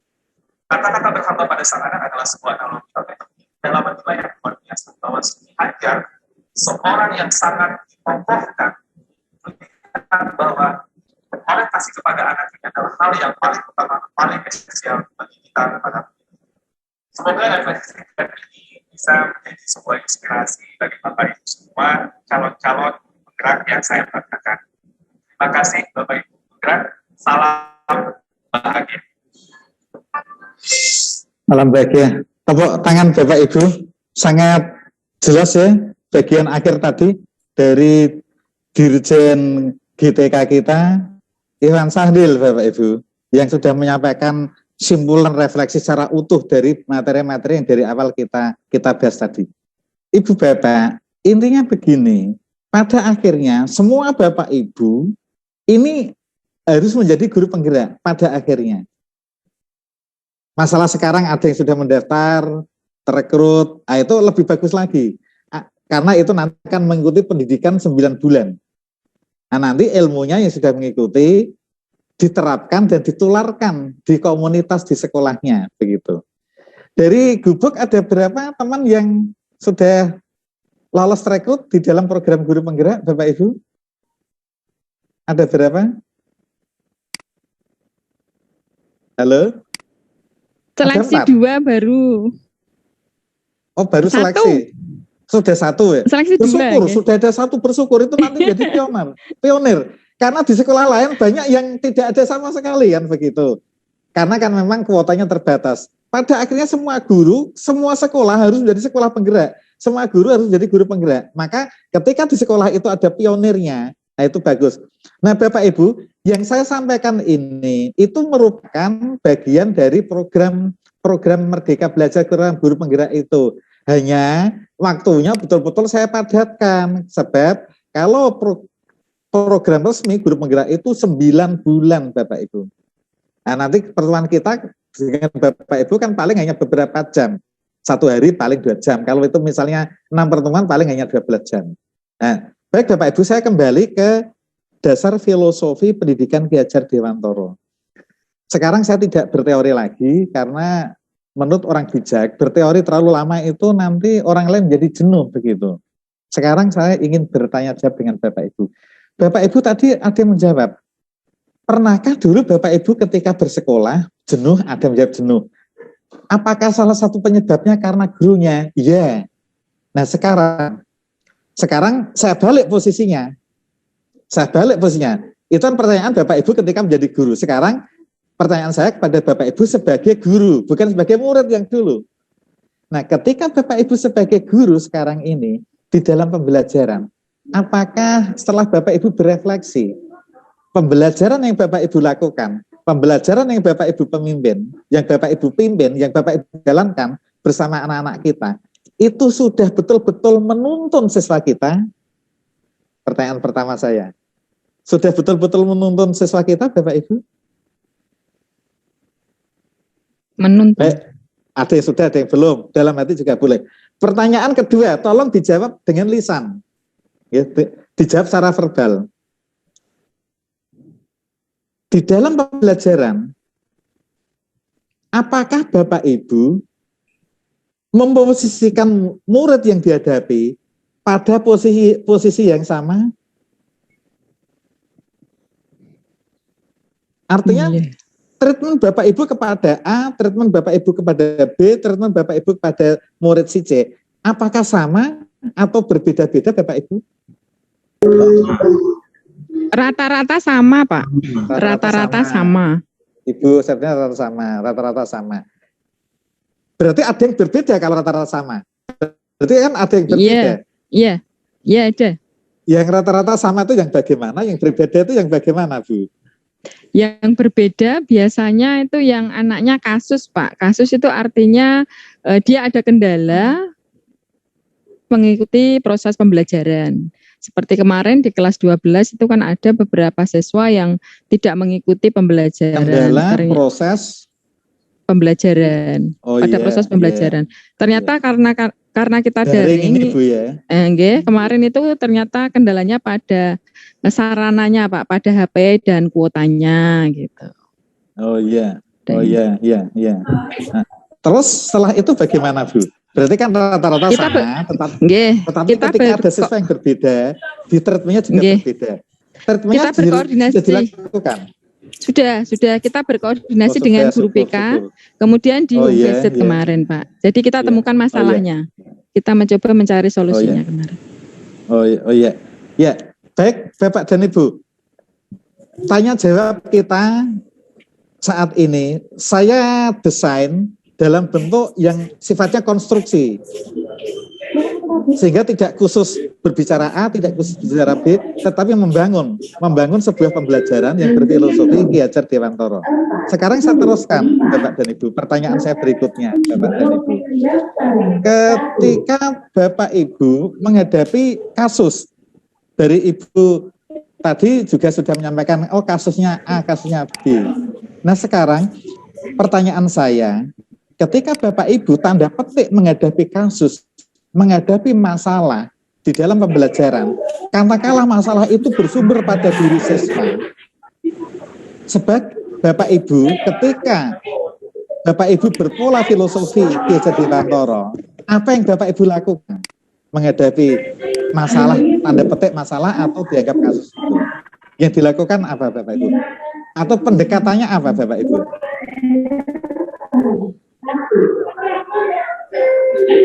Pendekatannya Bapak Ibu apa? Visit. Oh iya, silakan Pak. Pernah yaitu di anak saya Pak Arsono ya silakan. Ya. Sebelum MIPA 1 itu ada 2 anak yang kategorinya ya juga tidak sregep karena tidak sering ikut PJJ, baik pada diri saya maupun pada teman-teman atau Bapak Ibu yang lain. Lalu pendekatan saya dengan guru fisik, dengan Bapak Guru BP, saya datangi ke rumah dan ketemu orang tuanya. Permasalahannya apa Bapak, Ibu, kok putrane kok jarang ikut PJJ? Ternyata di sana ibunya menyampaikan bahwa fasilitas terpenuhi. Fasilitas terpenuhi sehingga kesimpulan saya berarti tidak saran tapi anak. Lalu saya suruh menemui saya, Bapak, sehingga ketemu saya di sekolahan. Saya sampaikan bahwa kamu di rumah kan sudah sarana prasarana mencukupi, nah kenapa kok tidak ikut? Akhirnya dia berjanji akan mengikuti.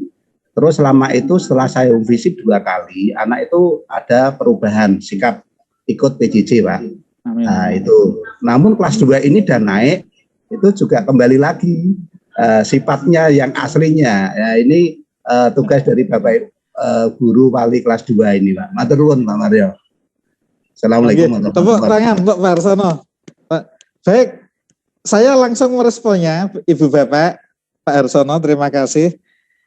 Yang dihadapi Pak Arsono ini ternyata saya temukan di banyak sekolah, Pak. Saya temukan di banyak sekolah. Yang dilakukan oleh SMA Negeri 1 Gubuk bersama timnya, wakil kepala sekolah, wali kelasnya, guru mata pelajarnya, BK, ada layanan, dilayani. Berarti kan dia treatment khusus, didatangi ke rumah, itu kan treatment khusus. Nah, saya mengajak Bapak Ibu untuk mengembangkan begini. Yang sudah dijalankan oleh SMA Negeri 1 Gubuk, contoh konkret tadi Pak Arsono dan kawan-kawan. Layanan-layanan khusus diteruskan. Andai kan itu kumat lagi, tanda petik kumat lagi, tetap diteruskan, layanan khusus diteruskan dengan evaluasi. Ada tambahan dari saran saya, Bapak Ibu. Coba siswa yang menurut Bapak Ibu berkasus, atau tadi Pak Arsono mengatakan kumat itu tadi, bahasa internal kita itu ya kumat ya, nanti membuli itu nanti. Kumat lagi itu, kelas 2. coba digali, keunggulannya apa? Keunggulan siswa itu apa keunggulannya? Saya mengajak Bapak Ibu ketika menghadapi tanda petik kasus, tanda petik masalah, saya mengajak Bapak Ibu untuk menerapkan pendekatan berbasis aset. Maksud saya pendekatan berbasis keunggulan. Saya mengajak Bapak Ibu, fakta real, fakta empirik di dalam sebuah kehidupan itu pasti kurva normal. Ini rekan-rekan eksak atau rekan matematika yang jelas perso. Pasti kurva normal. Kurva normal itu pasti ada yang minus ke kiri, pasti ada yang plus ke kanan, pasti ada. Tidak mungkin ke kanan semua, tidak mungkin ke kiri semua. Begitu juga anak kita. Anak kita yang tanda petik dianggap tadi berkasus itu, berarti itu kan kurva yang ke kiri yang minus. Cari keunggulannya berbasis keunggulan. Keunggulannya apa? Nah, keunggulan itu kita gali terus, bahasa mudahnya itu kita pompakan, kita bombong siswa kita pompakan, yang nanti secara teoritis kalau itu terbangun, maka siswa itu akan secara refleksi, akan muncul refleksi diri. Istilahnya ada resiliensi, daya juang. Karena apa? Dia merasa ternyata saya punya keunggulan, ternyata saya punya kelebihan. Ngendikane Pak Harsono, ngendikane Pak Bandi, ngendikane Pak Moyo, ngendikane Pak Amir Zubaidi dan yang lain. Oh ternyata saya punya keunggulan. Siswa ini menjadi terbangun motivasinya Bapak Ibu, terbangun. Nah, mau dibangun terus-menerus dari hari ke hari, minggu ke minggu, bulan ke bulan, semua guru membangun itu, maka siswa ini akan muncul daya juang, akan muncul sebuah kesadaran yang tinggi. Ya, saya ulang Bapak Ibu, saya mengajak Bapak Ibu, pendekatan berbasis keunggulan. Kasus apapun, masalah apapun yang dialami siswa kita, sementara kasusnya itu kita tidak usah kita bahas kelemahannya apa, kekurangannya apa, sementara tidak kita bahas. Kita bahas keunggulan. Mungkin Bapak Ibu komplain kepada saya, loh Pak berarti kan menyepelekan kelemahan. Bukan menyepelekan. Jawaban saya Bapak Ibu, ketika kita menerapkan pendekatan berbasis keunggulan, maka otomatis kalau keunggulan ini dibangun terus, dibongkar terus, diungkap terus, dieksplor terus, otomatis kelemahannya akan teratasi. Pendekatan itu Bapak Ibu ditingkatkan terus. Ini pola-pola dari filosofi Ki Hajar Dewantara. Bapak Ibu selanjutnya, Bapak Ibu mungkin ada yang bertanya begini, loh Pak, kami sudah berusaha melakukan layanan khusus. Namun dari minggu ke minggu, bulan ke bulan, bahkan hampir 1 tahun, tidak ada perubahan. Ya Bapak Ibu pada akhirnya, karena ini lembaga formal, pendidikan SMA Negeri 1 Gubuk itu adalah lembaga pendidikan formal, lembaga pendidikan resmi, andai kan segala upaya sudah dilakukan, tetapi yang bersangkutan karena satu dan lain hal tetap tidak mengikuti dan lain tidak masalah Bapak Ibu, jangan dipaksa. Hanya konsekuensinya saya itu tidak naik kelas. Bukan hukuman, konsekuensi. Ketika dia menerima konsekuensi tidak naik kelas, itu nanti akan menjadi pecutan bagi dirinya. Mengapa saya tidak naik? Tidak naiknya itu bukan karena hukuman. Tidak naiknya itu karena konsekuensi. Kalau hukuman itu nanti kan suka dan tidak suka, suka dan benci, nanti bisa muncul dendam, kan begitu. Kalau konsekuensi kan tidak Bapak Ibu. Ya sekedar contoh, kalau ada, maaf, ini ada gelas besar, kalau gelas ini berisi air panas dipegang, otomatis tangan kita akan begini kepanasan. Itu konsekuensi.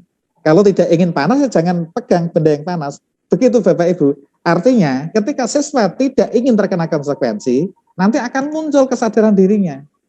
Ya, akan muncul. Kita bangun sebuah pendidikan yang memunculkan kedewasaan, memunculkan kesadaran. Bukan karena paksaan. Sebab kalau paksaan, di hadapan Bapak Ibu siswa nurut. Kalau tidak di hadapan Bapak Ibu, siapa yang menanggung? Kalau dia nurut, kan tidak ada. Itu Bapak Ibu. Itu Bapak dan Ibu, waktu sudah menunjukkan pukul 11.45, Bapak Ibu juga persiapan untuk melaksanakan ibadah sholat zuhur. Sebelum diakhiri, Bapak Ibu mungkin ada yang masih menanyakan. Silakan Bapak Ibu. Silakan. Saya Pak. Oh iya, silakan Bapak Nyamin Sutejo, silakan. Terima kasih. Kaitannya dengan kegiatan kemerdekaan belajar dan mendidik, Pak. Saya selaku guru pendidikan agama Islam terkadang masih rancau dalam menilai sikap atau karakter anak-anak. Karena kalau kita membuat kuesioner atau pertanyaan-pertanyaan, itu kadang-kadang anak itu luar biasa, Pak, pandai sekali. Seperti contoh misalkan, anak-anak bangun jam berapa, kemudian sholat subuh atau tidak, kemudian kalau ditanya misalkan tentang sholat, tentang kegiatan-kegiatan di rumah, seperti itu, selalu jawabannya baik-baik dan memang tepat sekali, Pak. Tetapi pada kenyataannya adalah mereka tidak melakukan sama sekali. Nah, padahal di dalam mendidik, ya, dalam mendidik kita tidak bisa hanya sebatas apa ya Pak, istilahnya itu tidak seperti orang belajar gitu loh Pak. Yang kaitannya seperti ini Pak, kaitannya dengan filosofi Ki Hajar Dewantara bahwa ing arsa sing tulodo, ing arsa sing tulodo, ing madya mangun karsa tuturi handayani. Bahwa saya melihat untuk mendidik anak-anak di sini itu kita harus memberikan sebuah contoh atau figur uswah yang jelas gitu di depan anak-anak. Kemudian kalau misalkan kita sebagai madya, ing madya mangun karsa, kita memang harus benar-benar bersama-sama dengan anak-anak itu untuk membangun karakter, Pak. Ini kaitannya dengan persoalan mendidik. Kalau persoalan belajar, itu memang di zaman sekarang ini, memang saya anggap sudah merdeka sekali, Pak. Anak-anak untuk belajar bisa menggunakan IT, bisa belajar dari berbagai sumber apapun. Kebebasan itu memang sangat-sangat terbuka sekali, Pak, untuk belajar. Tetapi untuk mendidik ini Pak, bagi saya sebagai guru agama itu agak kerepotan. Ibaratnya itu membangun sebuah jembatan itu lebih mudah, tapi untuk membangun sebuah manusia atau membangun sebuah karakter itu yang lebih sulit. Nah, pertanyaan saya adalah pendekatan yang paling tepat untuk melihat atau menilai karakter dan sikap, karakter sikap yang benar-benar bisa ditunjukkan oleh siswa itu yang seperti apa, Pak? Pendekatannya, Pak. Pendekatan yang paling tepat. Oh, iya. Seperti saya ini. Sudah, Pak Sutejo, Pak Nyamin Sutejo. Sementara ya. itu dulu, Pak. Terima kasih. Ya, ya. Terima kasih, tepuk tangan dulu. Pertanyaan yang luar biasa dari Bapak Sutejo. Baik, Pak, begini. Saya, Pak Nyamin Sutejo, dan Bapak Ibu yang lain itu berada pada sebuah komunitas yang sama. Komunitas pendidikan sama-sama sudah memiliki jam terbang yang relatif tinggi untuk proses pembelajaran termasuk asesmen atau penilaian. Baik Pak, yang dihadapi Pak Nyamin Sutejo itu sering saya hadapi. Maka pola saya Pak, ini baru pola pribadi, tapi sudah sering saya lakukan. Termasuk kepada Bapak Ibu, teman-teman guru di sekolah yang saya dampingi begini.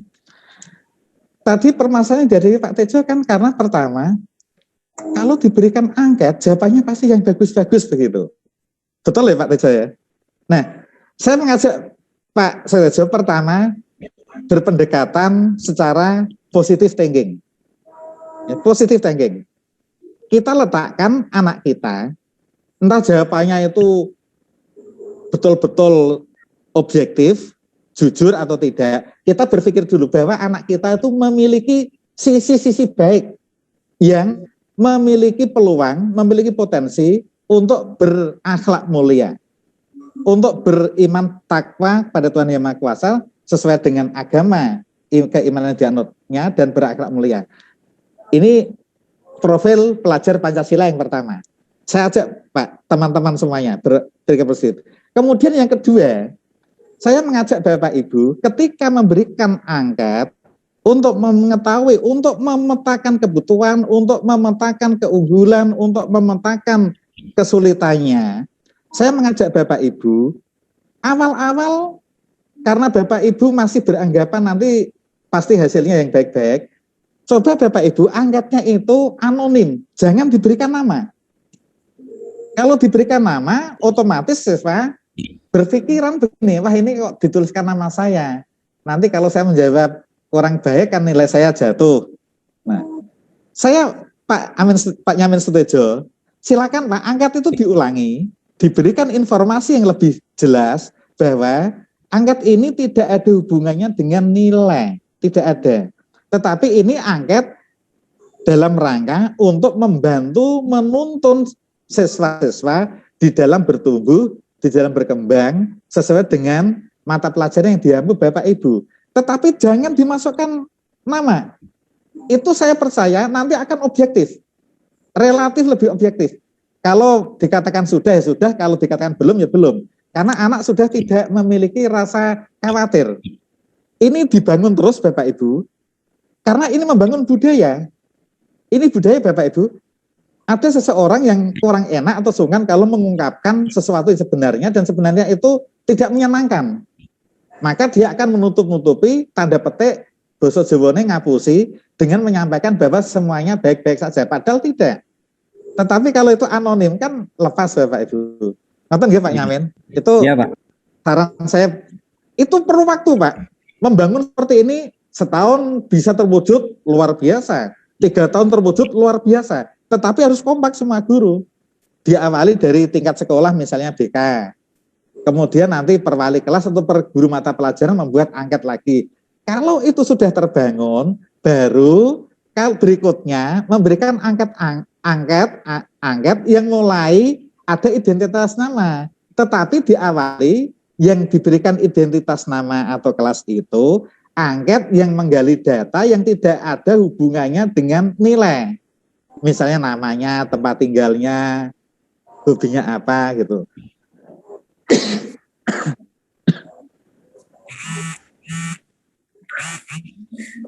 Ya Pak, terima kasih, cukup jelas. Saya teruskan Pak Amin. Berikutnya Bapak Ibu, proses membangun karakter ini kan tidak waktu yang pendek. Berikutnya, namun Bapak Ibu termasuk Pak Nyamin Sutejo kan harus mengambil keputusan. Tiap 6 bulan harus membuat nilai. Ya Pak? Iya Pak. Nah, begini Bapak Ibu. Di dalam pola Merdeka Mengajar, itu ada sebuah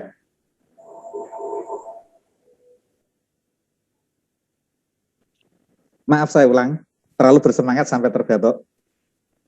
Ibu Bapak, di dalam program Merdeka Mengajar, itu ada sebuah materi tentang pengambilan keputusan yang bertanggung jawab.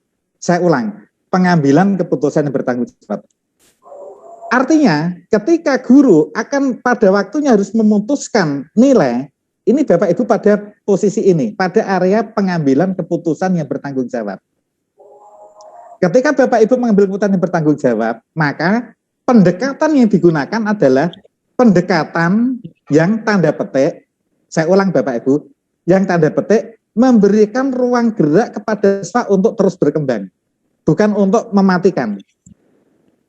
Ya, bukan untuk mematikan. Ketika siswa menghadapi kendala-kendala, kesulitan-kesulitan, permasalahan-permasalahan, Bapak Ibu sudah menuntunnya, ternyata ada grafik yang progres yang bagus, yang meningkat, artinya anak itu sudah mengikuti hal dengan semangat, maka perlu apresiasi. Apresiasinya apa? Kembali ke Pak Amin Sutejo, berarti secara karakter, anak ini punya semangat, punya itikat baik untuk memperbaiki diri. Itu perlu kita hormati, perlu kita apresiasi, tidak mematikan nilainya. Nonton nggih Pak Amin Sutejo nggih? Oh iya Pak, terima kasih Pak. Terima kasih Bapak Ibu, kembali ke masalah waktu, Bapak Ibu, nanti lain waktu kita sambung nggih. Bapak Ibu, sekarang sudah menunjukkan pukul 11.53. Baik Bapak dan Ibu, terima kasih perhatian Bapak Ibu pada siang hari ini kita sudah dapat berbagi tentang filosofi pendidikan Ki Hajar Dewantara. Yang itu kalau di dalam program sekolah penggerak, di dalam program guru penggerak, itu memerlukan waktu minimal 1 minggu. Minimal 1 minggu. 1 hari mulai pagi sampai sore. 1 minggu. Ini kita selesaikan tidak sampai 2 jam. Luar biasa Bapak Ibu. Bapak dan Ibu, terima kasih. Semoga bermanfaat.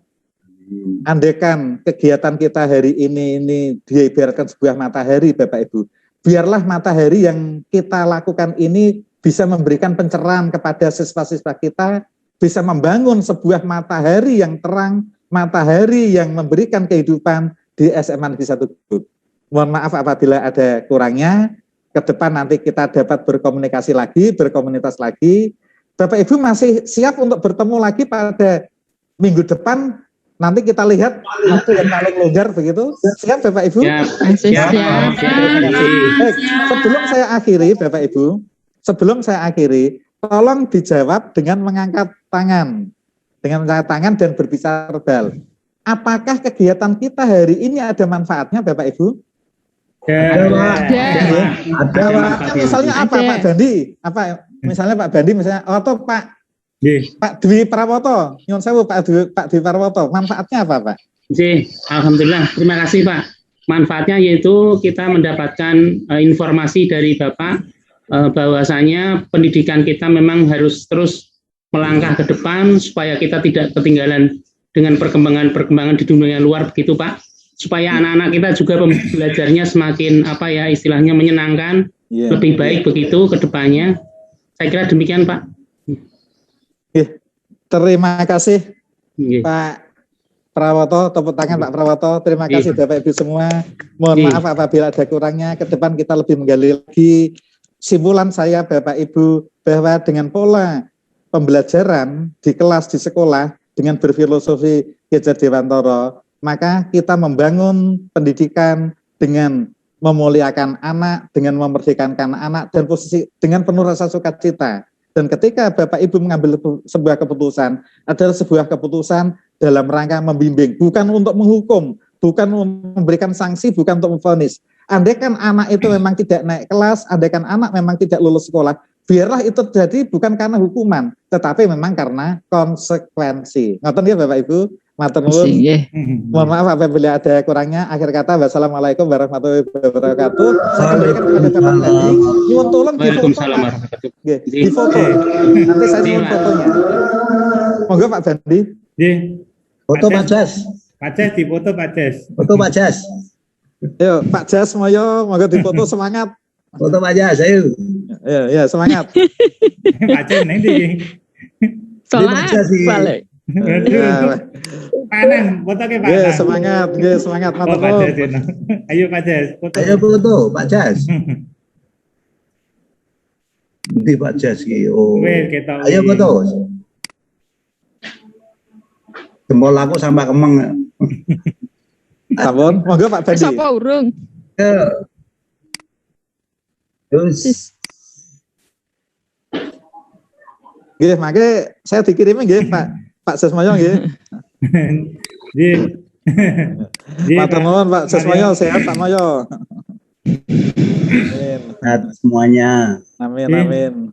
Terima kasih Pak Mario sebagai narasumber kita telah memberikan pencerahan bagi kita, menyegarkan semangat kami. Amin. Dan ya tentu saja mengubah mindset kami bahwa siswa adalah subjek pembelajaran, bukan objek, bukan korban pembelajaran bagi kita. Namun benar-benar siswa adalah subjek yang harus kita tuntun agar bisa tumbuh sesuai talentanya, sehingga mendapatkan kebahagiaan dan akhirnya berkembang menjadi manusia yang berkarakter Pancasila. Terima kasih, matur nuwun. Dan kita akhiri. Terima kasih Bapak Ibu semua. Matur nuwun. Nggih. Nggih, Dev, monggo. Sami Pak Mario. Nggih. Mohon izin live nggih Bapak Ibu nggih. Mohon izin live nggih. Snacknya ambil sendiri-sendiri di rumah masing-masing.